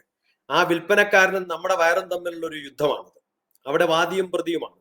അതിന് നമ്മുടെ ആത്മാവാണ് പറയുന്നത് നമ്മുടെ ടങ്ങാണോ ടേസ്റ്റ് ചെയ്യേണ്ടത്, നമ്മുടെ വയറാണോ നമ്മളോട് അടികൂടേണ്ടത്, അല്ല മതി എന്ന് പറയാനുള്ള എൻ്റെ ആത്മാവിന്റെ രോദനമാണ് അവിടെ നമ്മുടെ ആത്മാവാവുന്ന ജഡ്ജിയോട് കേൾക്കാതെ എൻ്റെ ബുദ്ധിയാവുന്ന പൈശാചികമായിട്ടുള്ള പൈസ കൊടുക്കാനുള്ള താല്പര്യം കൊണ്ട് മാത്രം, പൈസ ചെലവാക്കാനുള്ള ബില്ല് കൊടുക്കാനുള്ള താല്പര്യം കൊണ്ട് മാത്രം നടക്കുന്ന പൈശാചികമായ ബുദ്ധി. അത് ചിലപ്പം നല്ല ഹോട്ടലിലൊന്നും ആവണമെന്നില്ല. എവിടെയാണോ ചീപ്പ്, എവിടെയാണോ മോശം, അവിടെയൊക്കെ നമ്മൾ കഴിക്കും. അത് കഴിഞ്ഞിട്ട് വേണം വേണം എന്ന് പറയുന്ന നാവിനെ പ്രഹരിച്ചു കൊണ്ടിരിക്കുന്ന എൻ്റെ മനസ്സ്, അതിൻ്റെ ഇടയിൽ നിൽക്കുന്ന ജഡ്ജാണ് എൻ്റെ ആത്മാവ്. അതുകൊണ്ട് പ്രാണപ്രേയസി ഞാൻ മധ്യസ്ഥത കക്ഷം എന്ന് പറയുന്ന ഒരു ശ്ലോകമുണ്ട്. അത് കേട്ടിട്ടുണ്ടോ? വേണം തെല്ലിട കൂടുമേ. ഒരു നല്ല പോലെ കവിത വായിക്കുന്ന, ഒരു വീണ വായിക്കുന്ന ഒരു പ്രാണപ്രേയസി വായിച്ചുകൊണ്ടിരിക്കുകയാണ്. അപ്പം ശോണത്വം കൊണ്ട് ബദഗാനമുടനെ നിർത്തേണമെന്ന് അക്ഷിയും. ഇത് കാണുന്ന കണ്ണ് പറയുകയാണ് ഗാനം മതി, കാരണം കയ്യിലൊക്കെ ചോര വരികയാണ്. ദുരകൊണ്ടൻ കർണവും വേണം തെല്ലിട കൂടിയെന്നു ദുരകൊണ്ടൻ കർണവും. കേൾക്കാനുള്ള താല്പര്യം കൊണ്ട് എന്റെ ചെവി പറയാണ് കുറച്ചും കൂടി കേൾക്കണം, കുറച്ചും കൂടി കേൾക്കണം. ഈ കയ്യിൽ നിന്ന് ചോര വരുമ്പോൾ നിർത്തണം എന്ന് പറയുന്ന കണ്ണും ഇനിയും കുറച്ചുകൂടി കേൾക്കണം എന്ന് പറയുന്ന ചെവിയും, ഇതിന്റെ സാക്ഷി ആരാണ്? എന്റെ മനസ്സാണ്. അല്ല, ആ മനസ്സ് പിന്നെയും ആഗ്രഹങ്ങൾക്കിടെ പിന്നാലെയാ പോവുക. കേൾക്കണം കേൾക്കണം എന്നേ പറയുള്ളൂ. ബുദ്ധിയാണ് പറയാ വേണ്ട, ഈ കൈ പൊട്ടിപ്പോകുമെന്ന്. അത് കഴിയുമ്പോഴാണ് നമ്മുടെ ആത്മാവ് കയറിയിട്ട് അപ്പോഴേ പറഞ്ഞതാ ഞാൻ നിർത്തേണ്ടതായിരുന്നു, ഇല്ലേ? ആ ജഡ്ജ് അപ്പോഴൊന്നും ഒരു ജഡ്ജ്മെന്റ് ഇറക്കില്ല. നമ്മുടെ ശരീരത്തിന്റെ ഏറ്റവും വലിയ ദൂഷ്യം എന്ന് പറയുന്നത് നമ്മുടെ മനസ്സും നമ്മുടെ ബുദ്ധിയും തമ്മിലുള്ള അടിയാണ്. രാജസീകമായ ബുദ്ധിയും സാത്വികമായ മനസ്സും തമ്മിലുള്ള ബുദ്ധിയില് അവസാന വാക്കുകൾ പറയുന്ന സമയത്ത് പോലും മിണ്ടാണ്ടിരിക്കുന്ന ഒരു ജഡ്ജാണ് ദൈവികത എന്ന് പറയുന്ന കൃത്യമായ ആത്മീയത. അതാണ് ഭഗവാൻ പറഞ്ഞത് ഉദ്ധരേത് ആത്മനാത്മാനാം ആത്മാനം അവസാധയേത് ആത്മൈവ ഹ്യാത്മനോ ബന്ധു ആത്മൈവ രിപുരാത്മനഃ. എന്റെ ഉള്ളിലിരിക്കുന്ന രാക്ഷസീയമായിട്ടുള്ള എന്റെ എതിരാളി, എന്റെ ശത്രു രിപു എന്ന് പറയുന്നത് രാക്ഷസനാണ്. എന്റെ ബന്ധു എന്ന് പറയുന്നത് എന്റെ ആത്മാവുമായിട്ട് ബന്ധപ്പെടുന്നതാണ്. ഉദ്ധരേത് ആത്മനാത്മാനാം, എന്റെ ആത്മാവിനെ ഉയർത്തിക്കൊണ്ടുവരണം. ഉദ്ധരേത് ആത്മനാത്മാനാം ആത്മാനം അവസാധയേത് ആത്മൈവ ഹ്യാത്മനോ ബന്ധു ആത്മൈവ രിപുരാത്മനഃ എന്ന് പറയുന്ന ആ ശ്ലോകം വായിക്കുമ്പോൾ മനസ്സിലാവും ഇതാണ് ഭഗവാൻ നമ്മളോടൊക്കെ പറഞ്ഞു തന്നിട്ടുള്ളത്. അത് ഭക്ഷണം കഴിക്കുമ്പോഴായാലും, നടക്കുമ്പോഴായാലും, ഓടുമ്പോഴായാലും, കാമിക്കുമ്പോഴായാലും, കാമിക്കാതിരിക്കുമ്പോഴായാലും, കാശ് കൊടുക്കുമ്പോഴായാലും, കൊടുക്കാതിരിക്കുമ്പോഴായാലും, പഠിക്കുമ്പോഴായാലും, പഠിക്കാതിരിക്കും, എന്താണോ എനിക്ക് അലൗഹ്യമായിട്ടുള്ളത് എന്ന് എൻ്റെ ആത്മാവിനോട് പറയുന്ന ആ സമയത്ത് ആത്മാവിനെ കേൾക്കാനുള്ള ഒരു ശക്തി ഇല്ലാതെ പോകുമ്പോഴാണ് രാക്ഷസികമായി നമ്മൾ മാറുന്നത്. ആത്മാവിനെ കേൾക്കുമ്പോഴാണ് നമ്മൾ ദൈവികമായിട്ടുള്ള ഒരു വ്യക്തിയായിട്ട് മാറുന്നത്. അതാവണമെങ്കിൽ സത്സംഗം വേണം, ആവണമെങ്കിൽ നല്ല പാരമ്പര്യം വേണം. പാരമ്പര്യം എന്ന് പറയുന്നത് ജന്മപാരമ്പര്യമല്ല, പഠനം കൊണ്ടും സത്സംഗം കൊണ്ടും എൻ്റെ കർമ്മങ്ങൾ കൊണ്ടും ക്രിയകൾ കൊണ്ടും ഒക്കെ ഞാൻ ഉണ്ടാക്കിയെടുക്കേണ്ടതാണ്. ഇതൊക്കെ ഉണ്ടാവണം. ഇതൊക്കെ ഉണ്ടായാലേ നന്നാവുള്ളൂ എന്നുള്ളതാണ് ഭഗവത്ഗീതയുടെ സാരം. സാർ, ഇപ്പം മറ്റൊരു തലത്തിലോട്ടാണ് നമ്മളെ കൊണ്ടുപോയത്. അതായത് പുറത്തുള്ളവരുമായിട്ടുള്ള യുദ്ധമല്ല, നമ്മുടെ അകത്തു നിന്ന് നമ്മളിൽ തന്നെയുള്ള ആ യുദ്ധം. അതിനൊരു സയന്റിഫിക് എക്സ്പ്ലനേഷൻ ആണ് അങ്ങ് തന്നത്. അതായത് സാധാരണ എല്ലാവരും പറയാറുണ്ട്, നമുക്ക് എന്തെങ്കിലും ഒരു കാര്യം, അങ്ങ് നേരത്തെ പറഞ്ഞ പോലെ ഒരു ഭക്ഷണം തന്നെ അത് വേണ്ട എന്ന് മനസ്സ് പറഞ്ഞിട്ട് അത് കഴിക്കുമ്പോൾ നമ്മുടെ ശരീരം അതിനെതിരെ പ്രതികരിക്കുമ്പോൾ നമുക്ക് തോന്നും അതെനിക്ക് അപ്പോഴേ വേണ്ടായിരുന്നു. ഇഷ്ടമില്ലാതെ മറ്റുള്ളവരുടെ ഇഷ്ടത്തിനോ അല്ലെങ്കിൽ നിർബന്ധത്തിനോ വഴങ്ങി കഴിക്കേണ്ടി വരുന്ന അവസ്ഥയിൽ ശരീരം തന്നെ അതിന് റിയാക്ട് ചെയ്യുന്നു. അതായത് നമ്മുടെ ഉള്ളിൽ ആത്മന എന്ന് പറയുന്നത് പോലെ തന്നെയാണ് നമ്മളുടെ മനസ്സ് തന്നെയാണ് ഒരു വാർണിംഗ് തരുന്നത് എന്ന് പറയുമ്പോൾ മറ്റൊരു ചോദ്യം കൂടി ചോദിക്കാനുണ്ട്. ഗട്ട് ഫീലിംഗ് അഥവാ ഇൻഡ്യൂഷൻ, അല്ലെങ്കിൽ നമ്മൾ പറയുന്നു വൈബ്രേഷൻസ്, നമുക്കത് തോന്നി, അപ്പോഴേ എന്റെ മനസ്സ് പറഞ്ഞു എന്ന് പറയുന്ന ആ ഒരു ഹഞ്ച് ഫീലിങ്ങിന് എത്രത്തോളം ശാസ്ത്രീയമായിട്ട്, ഐ മീൻ അങ്ങയുടെ ഒരു തലത്തിൽ പറഞ്ഞു കഴിഞ്ഞാൽ ഒരു ടെക്നിക്കൽ ആയിട്ടും കൂടി, ടെക്നിക്കൽ ആൻഡ് സയന്റിഫിക് ആയിട്ട്, അതർ ദാൻ ഒരു ഫിസിക്കൽ ഇതിനേക്കാളും എക്സ്പ്ലനേഷൻ തരണമെന്ന് അഭ്യർത്ഥിക്കുക. കാരണം ഗട്ട് ഫീൽ, സൈക്കോളജിയിൽ എന്തായിരുന്നാലും gut and mind connection, brain connection എന്തായാലും വ്യക്തമാക്കിയിട്ടുള്ളതാണ്. കാരണം ആ every emotional experience is registered in ഒരു ഗാസ്ട്രോ എൻട്രിക് ആയിട്ടുള്ള എക്സ്പീരിയൻസ് എക്സ്പ്രസ് ചെയ്യാറുണ്ട് അല്ലെ. നമുക്കൊരു നമ്മൾ പറയാറുണ്ട്, സ്ട്രെസ് വന്നു കഴിഞ്ഞാൽ ആദ്യം നമുക്കൊരു വയറിലാണ് അത് ഫീൽ ചെയ്യുക, ബട്ടർഫ്ലൈ ഇൻ ദ സ്റ്റൊമക്ക് എന്നൊക്കെ പറയാറുണ്ട്. അപ്പൊ അതിലും അപ്പുറം അങ്ങേ പോലൊരു ശാസ്ത്രജ്ഞനിൽ നിന്ന് ഒരു വിശദീകരണം കൂടെ കേൾക്കാൻ ആഗ്രഹിക്കുന്നു.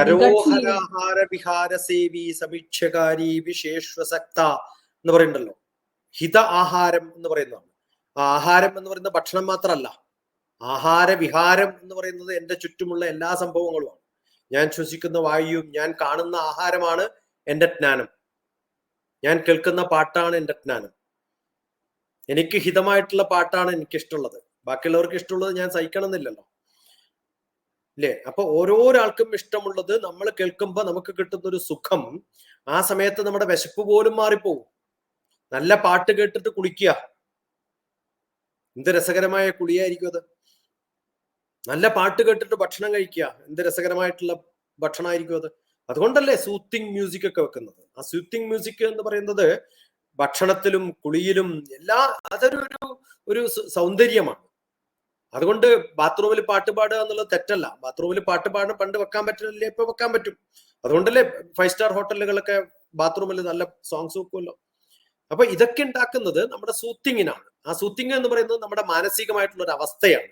ആ അവസ്ഥ ഉണ്ടാക്കിയെടുക്കാനുള്ള കെൽപ്പും കഴിവും ഒക്കെ ഉണ്ടാവും എപ്പോണ്ടായാലേ, നമുക്ക് ആറ്റിറ്റ്യൂഡ് ഉണ്ടായാലും. അതാണ് മൈൻഡ്. ആ മൈൻഡ് സെറ്റാണ് നമ്മൾ പറയുന്ന മൈൻഡ് സെറ്റ്. അത് സെറ്റ് ചെയ്യണം. ആ ഫ്രീക്വൻസിയിലേക്ക് നമ്മളെ സെറ്റ് ചെയ്ത് വെച്ചില്ലെങ്കിൽ, ആ മൈൻഡ് സെറ്റ് ചെയ്തില്ലെങ്കിൽ, ആ ഫ്രീക്വൻസിയിൽ വെച്ചില്ലെങ്കിൽ, 90.9 നമ്മുടെ ഫ്രീക്വൻസി എങ്കിൽ അവിടെ വെച്ചാലേ തീരുള്ളൂ. അത് കുറച്ചിപ്പുറത്താവുന്ന കര സൗണ്ട് വരും. ഫ്രീക്വൻസി ഇല്ലെങ്കിൽ നമുക്ക് സുഖം ഉണ്ടാവില്ല. വളരെ ഇതാണ്.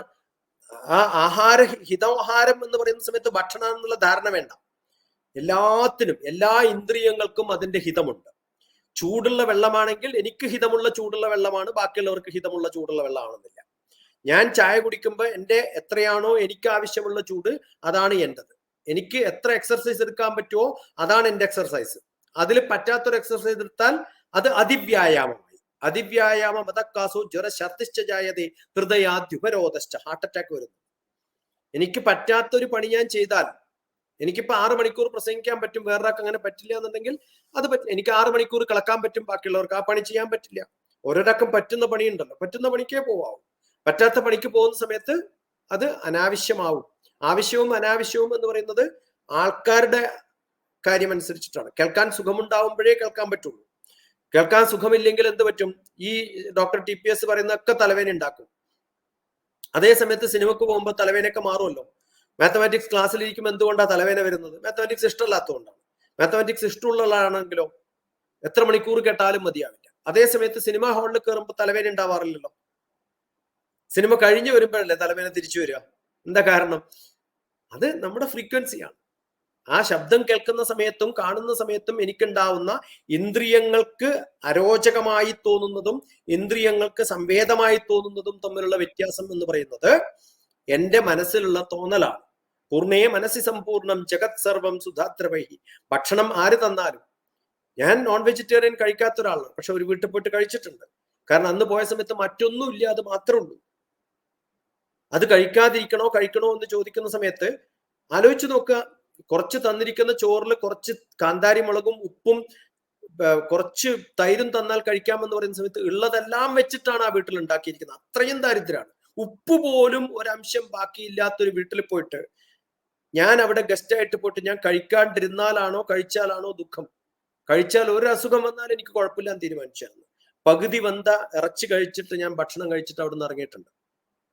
കാരണം ദാരിദ്ര്യത്തില് ആ സന്തോഷവും മനസ്സുമാണ് ഞാൻ കാണുന്നത്, ഭക്ഷണത്തിനല്ല പ്രാധാന്യം. അപ്പൊ ആ മനസ്സാണ് നമ്മൾ കാണേണ്ടത്. അതുകൊണ്ടാണ് welcome miss the source to meet എന്ന് പറയുന്നത്. ആ തരുന്ന വ്യക്തിയുടെ സന്തോഷം ആണ് നമ്മുടെ മനസ്സിൽ സന്തോഷമെങ്കിൽ, അത് കിട്ടുമെങ്കിൽ എന്ത് കഴിക്കാനും ബുദ്ധിമുട്ടുണ്ടാവരുത് എന്നാണ്. ഭാരതീയ ശാസ്ത്രത്തില് വെജ്, നോൺ വെജ്, അതാണ് സാത്വികം, അതാണ് രാജസികം ഒന്നും പറഞ്ഞിട്ടില്ല. മാനസികമായിട്ടുള്ള അവസ്ഥയാണ് എന്ന്. എത്രയോ കാലങ്ങൾ നോൺ വെജിറ്റേറിയൻ കഴിച്ച് നിർത്തിയിട്ടുള്ള ഒരു വ്യക്തിയായ ഞാൻ ഒരാളുടെ ഗസ്റ്റ് ആയിട്ട് പോയ സമയത്ത് കഴിക്കേണ്ടി വന്നിട്ടുണ്ട്. അത് കഴിച്ചതിൽ എനിക്കൊരു കുണ്ഠിതവും ഉണ്ടായിട്ടില്ല. കാരണം ആ അവസ്ഥയിൽ ഞാൻ കഴിക്കാതെ പോയാൽ ഒരാളല്ല, ആ കുടുംബത്തിലെ എല്ലാവരും ദുഃഖിക്കുമെന്ന് എനിക്കറിയാം. ആ വീട്ടിലൊക്കെ പോകണമെങ്കിൽ തല താത്തിയിട്ട് ഉള്ളിലേക്ക് പോകണം. അത് കർണാടക, ബാംഗ്ലൂര് ഫിനാൻസ് കോർപ്പറേഷന്റെ ലീഗൽ അഡ്വൈസർ ആയിട്ട് മാറിയിട്ടുള്ള എൻ്റെ സ്റ്റുഡൻ്റ് ആണ്. അവൻ സ്റ്റുഡൻ്റ് ആയിരിക്കുന്ന കാലത്ത് അവന്റെ വീട് ഞാൻ കാണാൻ പോയി. ആ അവസ്ഥയിലുള്ള വീട് മാറ്റി നല്ലൊരു വീട് വെച്ച് കൊടുക്കാനുള്ള സന്നദ്ധതയൊക്കെ ഉണ്ടാക്കി അവനെ പഠിപ്പിക്കാനുള്ള, ഞാൻ ട്യൂഷൻ എടുത്ത് പഠിപ്പിച്ചിട്ടുണ്ട് അവനല്ലോ, ഞാൻ ബാംഗ്ലൂർ PhD ചെയ്യുന്ന സമയത്ത്. അപ്പൊ അവനോടുള്ള സ്നേഹം കൊണ്ടാണ് ഞാൻ അത്രയും ദൂരം പോയതും. ആ പോയ സമയത്ത് അവൻ തരുന്നത് എന്ത് തന്നാലും അത് നിവേദ്യമാണ്, എന്ത് തന്നാലും അത് പൂജ ചെയ്ത് തന്നിട്ടുള്ള ഭക്ഷണമാണ്. മനസ്സാണ് പ്രാധാന്യം, അത് നമ്മൾ ഒരിക്കലും കളയരുതെന്നാണ്. പക്ഷെ അതേ സമയത്ത് നിർബന്ധപൂർവമാണ് ഒരാൾ തരുന്നതെന്ന് വിചാരിക്കുക, അപ്പൊ അവിടെ നമുക്ക് വേണ്ട എന്ന് വെക്കാനുള്ള സ്വാതന്ത്ര്യം നമുക്ക് ഉണ്ടാവും. ആ മനസ്സറിഞ്ഞ്, അതല്ലേ നമുക്ക് ഏറ്റവും അത്യാവശ്യം. മനസ്സിലല്ലേ എല്ലാം ഇരിക്കുന്നത്. വളരെ വളരെ മനോഹരമായിട്ട് സാറ് പറഞ്ഞു. കാരണം എന്തുകൊണ്ടാണ് നമ്മുടെ ശരീരം തന്നെയാണ് ആ ഒരു നെഗറ്റിവിറ്റിക്ക് എഗെയിൻസ്റ്റ് പ്രതികരിക്കുന്നത്. നമ്മൾ മനസ്സോടെയാണ്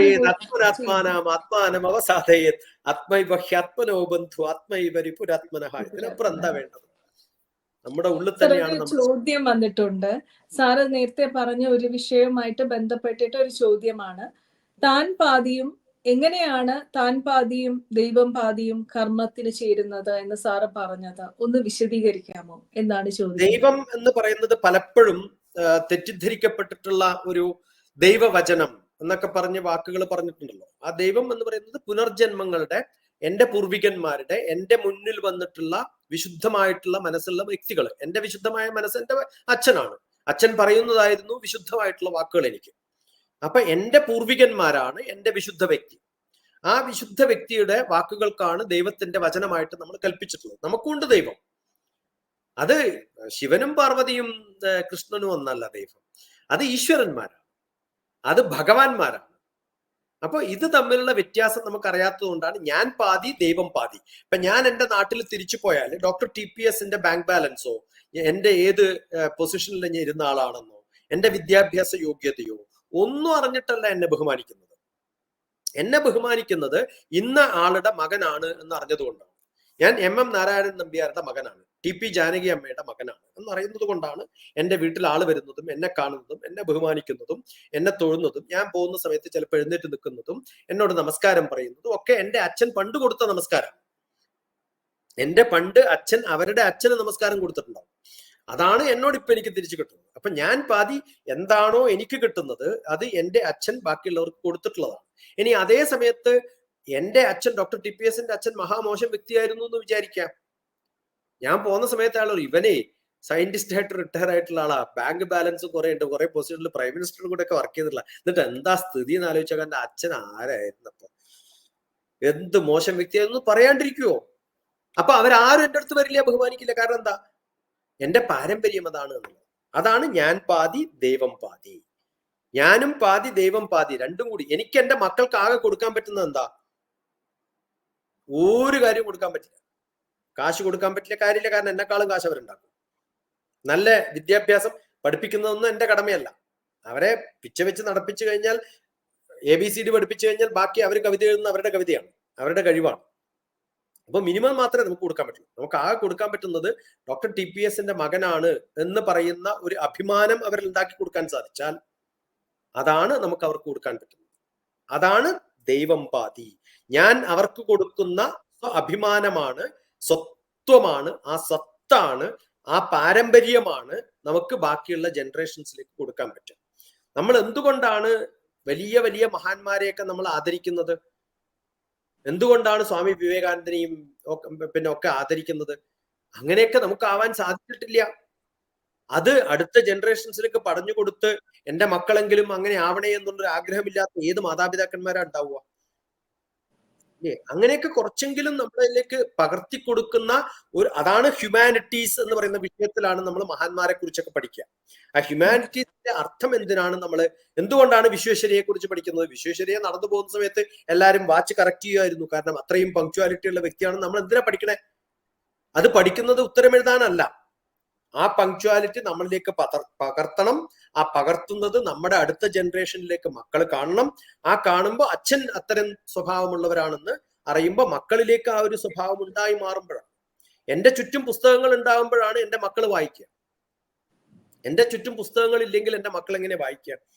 ഞാൻ പല പ്രിൻസിപ്പാൾമാരുടെയും ടീച്ചർമാരുടെയും റൂമുകളിൽ പോയിട്ട് ചോദിക്കാറുണ്ട്, നിങ്ങളൊക്കെ ട്രോഫികൾ മാത്രമേ വെച്ചിട്ടുള്ളൂ, കോമ്പറ്റീഷനാണ് നിങ്ങൾ പ്രദർശിപ്പിക്കുന്നത്, പുസ്തകങ്ങളല്ല. വിദ്യാഭ്യാസം പ്രദർശിപ്പിക്കുമ്പോൾ പുസ്തകങ്ങളാണ് പ്രിൻസിപ്പളുടെ പിന്നിൽ വേണ്ടതെന്ന് ഞാൻ പലരെയും വഴക്ക് പറയാറുണ്ട്. കാരണം കാണുന്നത് പുസ്തകങ്ങളാവുമ്പോഴേ ആ മനസ്സിലേക്ക് അത് കയറൂ. കാണുന്നത് ട്രോഫി ആവുന്ന സമയത്ത് കോമ്പറ്റീഷനാണ് മനസ്സിലേക്ക് പോകുക. അപ്പൊ നമ്മൾ എന്താണോ പ്രദർശിപ്പിക്കുന്നത്, നമ്മൾ എന്താണോ കാണിച്ചു കൊടുക്കുന്നത്, അതാണ് അടുത്ത ജനറേഷൻസിലേക്ക് പോകുക. ആ കാണിച്ചു കൊടുക്കുന്നതാണ് പഠനം 1, പഠനം 2 എന്ന് പറയുന്നത് അവര് സ്വന്തം ഉണ്ടാക്കുന്നത്. അതാണ് ഞാൻ പാതി ദൈവം പാതി. അങ്ങനെയാണ് നമ്മൾ അതായത് പാരമ്പര്യം. ഈ ദൈവം എന്ന് പറയുന്നതിന് ഇവിടെ അങ്ങ് ഒരു വിവക്ഷയായിട്ട് പറഞ്ഞിരിക്കുന്നത് നമ്മുടെ പാരമ്പര്യം, നമ്മുടെ ബ്ലഡിലുള്ള ആ ഒരു DNA എന്ന് വേണമെങ്കിൽ പറയാം, അല്ലെ? നമ്മുടെ ഹെറിഡിറ്ററി. അച്ഛനും അമ്മയും DNA ആവണമെന്നൊന്നുമില്ല. എന്റെ ഗുരുവായാലും മതി. എന്റെ അച്ഛനും അമ്മയ്ക്ക് ആ ഗുണം ഉണ്ടായില്ല എന്ന് വിചാരിക്കാം. ചിലപ്പോൾ മരിച്ചു പോയിട്ടുണ്ടാവും, പക്ഷെ എന്റെ ഗുരുവാണ് നെക്സ്റ്റ്. അതുകൊണ്ടാണ് മാതാ പിത ഗുരു ദൈവം. ആലോചിച്ച് നോക്ക്, എന്താണ് മാതാ പിത ഗുരു ദൈവം. ഇതിൽ ആരെങ്കിലും എന്റെ ദൈവമാവാന്ന്. അല്ലാണ്ട് പാരമ്പര്യം എന്നതിന് പലപ്പോഴും തെറ്റിദ്ധരിപ്പിച്ച് പറഞ്ഞിട്ടുള്ളത് മാതാ പിത ഗുരു ദൈവം. ദൈവത്തിന് ലാസ്റ്റ് അല്ല, മാതാ പിത ഗുരു ആണ് എന്റെ ദൈവം എന്നാണ് അവിടെ അർത്ഥം. മനസ്സിലായി? അല്ലാണ്ട് ദൈവത്തിന് 4ാമത് വെക്കുവോ? എന്ത് പണ്ടത്തരാ പറയണത്?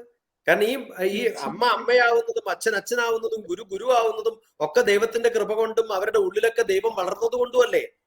പിന്നെ എങ്ങനെ പറഞ്ഞത് ഈ കണ്ടു പഠിച്ചതൊക്കെയാണ് നമ്മുടെ ദൈവമായിട്ട് മാറുന്നത്, അല്ലേ? നമ്മള് താൻ പാതി ദൈവം പാതി എന്ന് പറയുമ്പോൾ നമ്മുടെ അനുഭവങ്ങള്, അഥവാ നമ്മളുടെ ഗുരുവായിട്ട് മാറിയിട്ടുള്ള നമ്മുടെ പാരമ്പര്യം, കണ്ടുപഠിച്ചതെല്ലാം നമ്മുടെ പാരമ്പര്യമാണ്. അത് തന്നെയാണ് അവിടെ നമ്മുടെ പകുതി ധർമ്മം നിർവഹിക്കുന്നത്. പാദമാദത്തെ പാദം ശിഷ്യസ്വമേധയാ പാദം സ ബ്രഹ്മചാരിഭ്യ പാദം കാലക്രമേണ ജാൻ.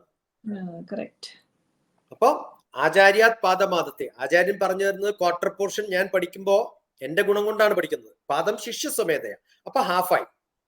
പാദം സ ബ്രഹ്മചാരിഭ്യ, എന്റെ കൂട്ടുകെട്ടാണ് എന്നെ പകുതി പഠിപ്പിക്കുന്നത്, അവരൊക്കെ എന്റെ ദൈവങ്ങളാ. പിന്നെ പാദം കാലക്രമേണ, എന്റെ അനുഭവത്തിൽ പഠിക്കുമ്പോ ആ അനുഭവം എല്ലാവരിൽ നിന്ന് കിട്ടും. അവിടെ എന്തേ അച്ഛന്റെ അമ്മേന്റെ ഒന്നും പേര് പറയാണ്ടിരുന്നത്? അവരൊക്കെ പറയേണ്ടിയായിരുന്നു ഇങ്ങനെയാണെങ്കിൽ. അപ്പൊ ആചാര്യന്മാര് എന്ന് പറയുന്നത് എന്റെ അച്ഛനാവാം, അമ്മയാവാം, ടീച്ചറാവാം, എന്നെ പഠിപ്പിക്കുന്ന എല്ലാവരും. ബ്രഹ്മചാരിഭ്യ എന്ന് പറയുന്നതിലും ഇവരൊക്കെ പെടാം. ഈ കാറ്റഗറിയൊക്കെ കൂടുമ്പോഴാണ് ഞാൻ പൂർണ്ണനാവുന്നത്. ആചാര്യാത് പദമാദത്തെ പദം ശിഷ്യസ്വമേധയാ പദം സ ബ്രഹ്മചാരിഭ്യ പദം കാലക്രമേണ ച. എന്റെ കുട്ടികളാണ് എന്റെ സ്റ്റുഡൻസ് ആണ് പലപ്പോഴും എന്നെ പലതും പഠിപ്പിക്കുന്നത്. അവരൊക്കെയാണ് എന്റെ ദൈവം എന്ന് പറയാറ്. സർ, അത് പറയുമ്പോ child is the father of മാൻ എന്നുള്ള ആ ഒരു വരിയുടെ ആഴമൊന്ന് വിവരിക്കാമോ? അല്ലെ, എപ്പോഴും ഞാൻ അച്ഛനാവണമെങ്കിൽ എനിക്കൊരു കുട്ടി ഉണ്ടാവണല്ലോ, ഇല്ലേ? അപ്പൊ കുട്ടി ഉണ്ടാവുമ്പോഴല്ലേ ഞാൻ അച്ഛനാവുന്നത്. ഞാൻ ടീച്ചർ ആവണമെങ്കിൽ എനിക്കൊരു സ്റ്റുഡന്റ് ഉണ്ടാവണ്ടേ? അപ്പൊ ആരെയാണ് എന്നെ ടീച്ചർ ആക്കുന്നത്? എന്റെ സ്റ്റുഡന്റ് ആണ്. വളരെ വളരെ പ്രോമിനന്റ് ആയിട്ട്, വളരെ ഇമ്മീഡിയറ്റ് ആയിട്ട് മനസ്സിലാവുന്ന ഒരു വ്യംഗ്യാർത്ഥമാണ് ഇതിനകത്തൊക്കെ ഉള്ളത്. ഞാനൊരു ടീച്ചർ ആവണമെങ്കിൽ ആരാണ് ഭർത്താവ്? ഭാര്യയുള്ളവനാണ് ഭർത്താവ്. ഭാര്യ ഇല്ലെങ്കിൽ പിന്നെ അവൻ ഭർത്താവും.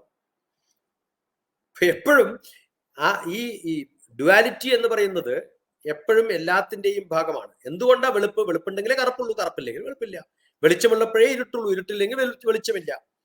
ഈ എക്സിസ്റ്റൻസ് എന്ന് പറയുന്നത് എപ്പോഴും ഹൈറ്റ് ഉള്ളപ്പോഴേ താഴ്ചയുള്ളൂ, താഴ്ചയുള്ളപ്പോഴേ ഹൈറ്റ് ഉള്ളൂ, അല്ലേ? ഉയർച്ചയുള്ളപ്പോഴേ താഴ്ചയുള്ളൂ, താഴ്ചയുള്ളപ്പോഴേ ഉയർച്ചയുള്ളൂ.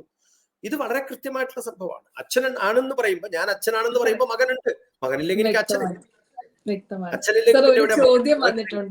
ഒരു ചോദ്യം വന്നിട്ടുണ്ട് TPS സാറിന് നിന്ന്. എന്താണ് ഹിതം, എന്താണ് അവിഹിതം? ഇത് സമൂഹമാണോ തീരുമാനിക്കുന്നത്, വ്യക്തിയാണോ തീരുമാനിക്കുന്നത്? സാറിൽ നിന്ന് അറിയാൻ താല്പര്യമുണ്ട്. എവിടെ, ആര്, എങ്ങനെ, എപ്പോ, ആരോട്, എന്ത് ചെയ്തു എന്നുള്ളതാണ് ഹിതവും അഹിതവും. എനിക്ക് ഹിതമുള്ളത് എൻ്റെ കൂടെ നിൽക്കുന്ന ആൾക്ക് ഹിതമാണെങ്കിൽ ഞാൻ അവരുമായിട്ട് ഇടപെടുന്നത് ഹിതമുള്ളതാണ്. എനിക്ക് ഹിതമുണ്ട്, ബാക്കിയുള്ളവർക്ക് ഹിതമില്ലാത്തത് ഞാൻ ചെയ്യുമ്പോൾ, ഇപ്പൊ ഞാനിപ്പോ എൻ്റെ വീട്ടിലിരുന്നിട്ട് ഞാനിപ്പോ സംസാരിക്കുകയാണ്, എൻ്റെ ഡോറൊക്കെ അടച്ചു വെച്ചിട്ട് ഞാൻ ഈ റൂമിൽ ഇരിക്കുകയാണ്. എൻ്റെ ഈ സൗണ്ട് കൊണ്ട് എൻ്റെ വീട്ടിലിരിക്കുന്ന ബാക്കിയുള്ളവർക്ക് കുഴപ്പമുണ്ടെങ്കിൽ ഞാൻ എന്ന ഒരു ഇൻഡിവിജ്വൽ ധർമ്മം ചെയ്യുമ്പോൾ എൻ്റെ ഇൻഡിവിജ്വൽ ധർമ്മമാണ് ഞാനിപ്പോ ചെയ്യുന്നത്. എൻ്റെ ഒരു സമൂഹ ധർമ്മമാണ് ഞാൻ ചെയ്യുന്നത്. എൻ്റെ കുടുംബത്തിന് ഇഷ്ടപ്പെടാത്ത ഒരു ഈശൽ ഉണ്ടാക്കുകയാണെങ്കിൽ ഞാൻ കുടുംബത്തിന് ഹിതമല്ലാത്തതാണ് ചെയ്യുന്നത്. അപ്പൊ കുടുംബധർമ്മത്തിന് എതിരാണ്. ആ കുടുംബധർമ്മത്തിന് എതിരായിട്ടുള്ള കാര്യം ഞാൻ ചെയ്യുമ്പോൾ അത് അഹിതമാണ്. കാരണം എനിക്ക് ഡിഫറെന്റ് റോൾ ഉണ്ട്. എൻ്റെ റോള്, എൻ്റെ ഗോള്, എൻ്റെ വാല്യൂസ്, ഇത് തമ്മിൽ ബാലൻസ് ചെയ്യുമ്പോൾ എവിടെ, എങ്ങനെ, എപ്പോ, ആര്. ഇങ്ങനെ പ്രഭാഷണം നടത്തുന്നതിന് കുഴപ്പമൊന്നുമില്ല. പക്ഷെ ഏത് സമയത്ത് ചെയ്യണമെന്നല്ല. ഇപ്പൊ രാത്രി 12 മണിക്ക് ഇരുന്ന് ഞാനിത് ചെയ്യാന്ന് വിചാരിക്കുക. എൻ്റെ വീട്ടിൽ വേറൊരാൾക്ക് നാളെ എക്സാമിനേഷൻ ഉണ്ട്, അല്ലെങ്കിൽ ഞാൻ ആരെങ്കിലും ഹോസ്പിറ്റലിൽ കൊണ്ടുപോകേണ്ട സമയത്താണ് ഞാനിത് ചെയ്യുന്നത്. ചെയ്യാൻ പാടില്ല. കാരണം എൻ്റെ കുടുംബത്തിനോട് എനിക്കൊരു ധർമ്മമുണ്ട്. അപ്പൊ എവിടെ, ആര്, എങ്ങനെ, എപ്പോ, കണ്ടുകൊണ്ട് ചെയ്യാൻ പറ്റുന്ന ചില കാര്യങ്ങളുണ്ട്, കാണാതെ ചെയ്യേണ്ട ചില കാര്യങ്ങളുണ്ട്. കാണാതെ ചെയ്യേണ്ട കാര്യങ്ങൾ കണ്ടുകൊണ്ട് ചെയ്താലും, അത് കണ്ടുകൊണ്ട് ചെയ്യേണ്ട കാര്യങ്ങൾ കാണാതെ ചെയ്താലും, ആൾക്കാരുടെ മുന്നിൽ ചെയ്യുന്ന കാര്യങ്ങൾ ആൾക്കാരില്ലാത്തപ്പോൾ ചെയ്താലും, ആൾക്കാരുടെ ഇല്ലാത്തപ്പോൾ ചെയ്യേണ്ട കാര്യങ്ങൾ മുന്നിൽ വെച്ച് ചെയ്താലും, ഇതൊക്കെ അഹിതങ്ങളാണ്. ഇത് വളരെ വ്യക്തമാണ്. എവിടെ, ആര്, എങ്ങനെ, എപ്പോ, എന്തിനു വേണ്ടി, ആര് ആരോട് ചെയ്യുന്നു എന്നുള്ളത്, ഇതിനൊക്കെ വ്യത്യസ്തത. ഏത് പ്രായത്തിൽ ചെയ്യുന്നു എന്നൊക്കെ വ്യത്യാസമുണ്ട്. ഒരു പ്രായത്തിൽ ചെയ്യേണ്ട കാര്യം ആ പ്രായത്തിൽ ചെയ്യാവൂ, വേറൊരു പ്രായത്തിൽ ചെയ്യുന്ന സമയത്ത് അത് ഹിതമല്ലാത്ത കാര്യം. ഇത് വളരെ കൃത്യമാണ്. നമ്മൾ ലോയിൽ പറയുന്ന സമയത്ത് ലീഗലും ഇല്ലീഗലും അല്ലേ, ഏതാണ് ശരി ഏതാണ് തെറ്റ് എന്നുള്ളത് നിർവചിക്കുന്നത് സിറ്റുവേഷൻ അനുസരിച്ചിട്ടാണ്. ഏത് പ്രായത്തിൽ ചെയ്യുന്നു അനുസരിച്ചിട്ടാണ്, ഏത് സിറ്റുവേഷനിൽ ചെയ്യുന്നു അനുസരിച്ചിട്ടുള്ളതാണ് കുറ്റം. ആര് ചെയ്യുന്നു, ഏത് പൊസിഷനിൽ ഇരിക്കുന്നവരാണ് ചെയ്യുന്നത്, ഇതൊക്കെ നോക്കിയിട്ടാണ് കുറ്റം പറയുന്നത്. അതിൽ ട്രൂത്തും ഫാക്റ്റും ഉണ്ട്. ഫാക്റ്റ് എന്ന് പറയുന്നത് നമുക്ക് പ്രൊവൈഡ് ചെയ്യാൻ പറ്റുന്ന ഫാക്ച്വൽ കണ്ടന്റുകളാണ്. അത് ട്രൂത്ത് ആവണമെന്നില്ല. ട്രൂത്ത് ആർക്കും അറിയില്ല. ട്രൂത്ത് നമ്മുടെ ഉള്ളിൽ ചിലപ്പോൾ പറയുന്നുണ്ടാവും, പക്ഷെ അത് കോടതിക്കൊന്നും നമുക്ക് വെളിപ്പെടുത്താൻ പറ്റില്ല. അപ്പം ആ വെളിപ്പെടുത്താൻ പറ്റാത്ത ട്രൂത്ത് പലപ്പോഴും നമ്മുടെ ഉള്ളിലും നമ്മുടെ ജനങ്ങളുടെ ഉള്ളിലും ഒക്കെ ഉണ്ടാവും. പക്ഷെ ഫാക്റ്റ് മാത്രമാണ് മനുഷ്യന്മാർ കാണുന്നത്. അപ്പൊ പലപ്പോഴും ജീവിക്കണമെങ്കിൽ നമ്മൾ ഫാക്ച്വൽ ആയിട്ടുള്ള കാര്യങ്ങൾ ബാക്കിയുള്ളവർക്ക് വെളിപ്പെടുത്തുന്ന തരത്തിൽ തന്നെ ചെയ്യേണ്ടി വരും. സത്യമാണ് എന്നുള്ളത് കൊണ്ട് പലതും ചെയ്യാണ്ടിരിക്കേണ്ടി വരും. അതിനെ ഹൈഡ് ചെയ്ത് വെക്കേണ്ടി വരും, അതിനെ കൺട്രോൾ ചെയ്ത് വെക്കേണ്ടി വരും. അത് ചെയ്യാൻ പറ്റാത്തതായിരിക്കും ചിലപ്പോൾ. അതുകൊണ്ട് മനുഷ്യൻ എന്ന് പറയുന്ന സാമൂഹിക ജീവി, നമുക്ക് ഹ്യൂമൻ എന്ന് പറയുന്ന ഒരു നേച്ചർ ഉള്ളത് കൊണ്ട് ആ ഹ്യൂമൻ നേച്ചർ ചിലപ്പോൾ കാണിച്ചു കൊടുക്കാൻ പറ്റില്ല. മൃഗങ്ങൾക്ക് കുറെ സ്വാതന്ത്ര്യമുണ്ട്. ആ സ്വാതന്ത്ര്യം ഇല്ലാത്തൊരു വ്യക്തിയാണ് മനുഷ്യന്മാർ. കാരണം നമ്മളൊരു സൊസൈറ്റൽ ബീയിങ് ആണ്. സാർ ഇത് പറയുമ്പോ, സാർ ഒരു സൈക്കോതെറാപ്പിസ്റ്റ് ആണ്, അതുപോലെ ജ്യോതിഷം കൈകാര്യം ചെയ്യുന്ന വ്യക്തിയാണ്. ഞാനും അങ്ങനെ ഒരു വ്യക്തിയാണ്. അപ്പൊ നമ്മളുടെ അടുത്ത് വരുന്ന ഒരുപാട് വിഷയങ്ങള്, പ്രത്യേകിച്ചും വിവാഹ സംബന്ധമായിട്ടൊക്കെ വരുന്ന ഒരുപാട് കൗൺസിലിംഗ് പ്രശ്നങ്ങൾ വരാറുണ്ട്. അവിടെ പലർക്കും, ഭാര്യയ്ക്കും ഭർത്താവിനും അവരവരുടേതായിട്ടുള്ള ശരികൾ ഉണ്ടാകും. അവര് സാധാരണ ചോദിക്കാറുണ്ട്, ഇങ്ങനെ ഒരു ഭർതൃധർമ്മം അനുഷ്ഠിക്കാത്ത ഒരു വ്യക്തിയുടെ കൂടെ ജീവിക്കുമ്പോൾ എനിക്ക് ഇന്ന കാര്യത്തിൽ ജീവിച്ചുകൂടെ, അല്ലെങ്കിൽ തിരിച്ചും ചോദിക്കാറുണ്ട്. ഭർത്താവ് വന്നിട്ട് അങ്ങനെയും ചോദിക്കാറുണ്ട്. അങ്ങനെ ഒരു സാഹചര്യത്തിൽ ഈ ടേം ഹിതം അവിഹിതം എന്നുള്ളത് അവിടെ എങ്ങനെയാണ് ഒരു സൈക്കോതെറാപ്പിസ്റ്റ് എന്നുള്ള രീതിയിൽ? ഇതാണ് നമ്മൾ പറഞ്ഞിട്ടുള്ള കുടുംബധർമ്മവും സ്വധർമ്മവും തമ്മിൽ. ആ സ്വധർമ്മം എന്നുള്ളതിനെ നമ്മൾ സറണ്ടർ ചെയ്തിട്ട് കുടുംബധർമ്മത്തിലേക്ക് മാറും. കാരണം കുടുംബത്തിന്റെ സ്വത്വം നിലനിർത്താൻ വേണ്ടിയിട്ട്, കുടുംബത്തിന്റെ ഭംഗി നിലനിർത്താൻ വേണ്ടിയിട്ട് സ്വധർമ്മങ്ങളെ നമ്മൾ വേണ്ടാന്ന് വെക്കുകയാണ്. ഇതിനേക്കാളും കഷ്ടപ്പെട്ടിട്ടുള്ള ആളാണ് ശ്രീരാമൻ. ശ്രീരാമൻ എന്ന് പറയുന്നതും സീത എന്ന് പറയുന്നതിലും ബന്ധങ്ങളില് അദ്ദേഹത്തിന് നാട് വിട്ടു പോകേണ്ട ഗതിയൊന്നുമില്ല. ഭാര്യനെയും കൂട്ടിട്ട് സുഖമായിട്ട് രാജകൊട്ടാരത്തിൽ താമസിക്കാമായിരുന്നു. അച്ഛൻ പറയുമ്പോ ഞാനൊന്നും കേൾക്കാൻ പോണില്ല എന്ന് പറയുന്ന എത്രയോ മക്കളുണ്ട്. എന്തുകൊണ്ട് രാമന് പറയാൻ പറ്റിയില്ല? അവിടെ രാജഹിതമാണ് പ്രയോറിറ്റി കൊടുത്തത്. അച്ഛൻ പറഞ്ഞത് കൊണ്ടല്ല രാമൻ കേട്ടത്. അച്ഛൻ പറഞ്ഞ മക്കൾ കേൾക്കണമെന്ന് എവിടെയും നിയമമില്ല. ഭാര്യ പറഞ്ഞാൽ കേൾക്കണം എന്നാണ് നിയമം. വിവാഹം കഴിഞ്ഞാൽ അച്ഛൻ പറഞ്ഞത് കേൾക്കണോ ഭാര്യ പറഞ്ഞത് കേൾക്കണോ വെച്ചാൽ ഭാര്യ പറഞ്ഞത് കേൾക്കുന്നതാണ് നല്ലത്. അതാണ് വേണ്ടത്. അങ്ങനെയാണ് എല്ലാ അച്ഛന്മാരും മക്കളെ ആശീർവാദം കൊടുക്കേണ്ടത്. ആ അവസ്ഥയിൽ എന്തുകൊണ്ട് സീതയോട് അഭിപ്രായം ചോദിച്ചിട്ടില്ല? അച്ഛൻ പോണമെന്ന് പറഞ്ഞു, സീത പറയുന്നു പോണ്ടാ ചേട്ടാ രാമ ഇവിടെ നിന്നോളൂ എന്ന് പറഞ്ഞാൽ എന്തുകൊണ്ട് പോകാണ്ടിരിക്കാമായിരുന്നല്ലോ? പക്ഷെ അത് പറ്റില്ല. കാരണം രാജാവാണ് പറയുന്നത്, രാജധർമ്മമാണ് അവിടെ പ്രാധാന്യം. അപ്പൊ ഓരോന്നിനും ഓരോ കാറ്റഗറൈസേഷൻ കൊടുത്തിട്ടുണ്ട്.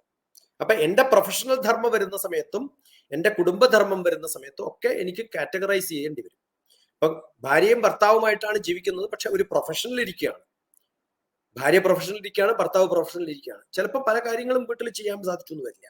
ആ പ്രൊഫഷന് വേണ്ടിയിട്ട് ഇതിനെ നമ്മൾ സറണ്ടർ ചെയ്യാൻ തയ്യാറാവണം. ആ സറണ്ടറിങ് ആണ് ഈ കാറ്റഗറൈസേഷൻ കൃത്യമായിട്ട് അറിഞ്ഞ് അത് മനസ്സിലാക്കി കഴിഞ്ഞാൽ, രാമന്റെ കഥയൊക്കെ മനസ്സിലാക്കി കഴിഞ്ഞാൽ സന്തോഷം വരും.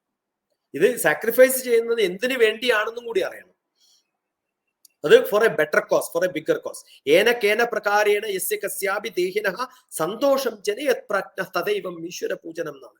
എന്റെ കർമ്മം കൊണ്ട് ആർക്കെങ്കിലും ഗുണം കിട്ടുമെങ്കിൽ, സന്തോഷം കിട്ടുമെങ്കിൽ അത് ചെയ്യുന്നതാണ് ഏറ്റവും വലിയ ഈശ്വര പൂജ എന്നറിയുമ്പോഴാണ്, അതിനുവേണ്ടി ഞാൻ തയ്യാറാവുമ്പോഴാണ്, എന്റെ സമയം നഷ്ടപ്പെടുത്തുകയല്ല, അത് ബാക്കിയുള്ളവർക്ക് വേണ്ടി ഉപകാരത്തിന് ഉപയോഗിക്കുകയാണ് എന്നറിയുമ്പോഴോ എന്റെ ചെറിയ ചെറിയ കുടുംബധർമ്മങ്ങളോ എന്റെ സ്വധർമ്മങ്ങളോ ഒക്കെ സറണ്ടർ ചെയ്യാൻ തയ്യാറാവും.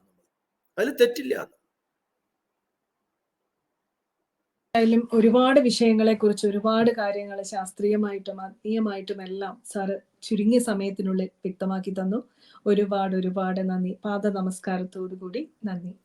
നല്ല ചോദ്യങ്ങൾ ഉണ്ടാവുമ്പോഴാണ് ഇങ്ങനെയൊക്കെ ചിന്തിക്കാനും സംസാരിക്കാനൊക്കെ പറ്റുക. അത് വലിയ ഭാഗ്യല്ലേ. അർജുനനില്ലെങ്കിൽ കൃഷ്ണനില്ലല്ലോ. സന്തോഷം.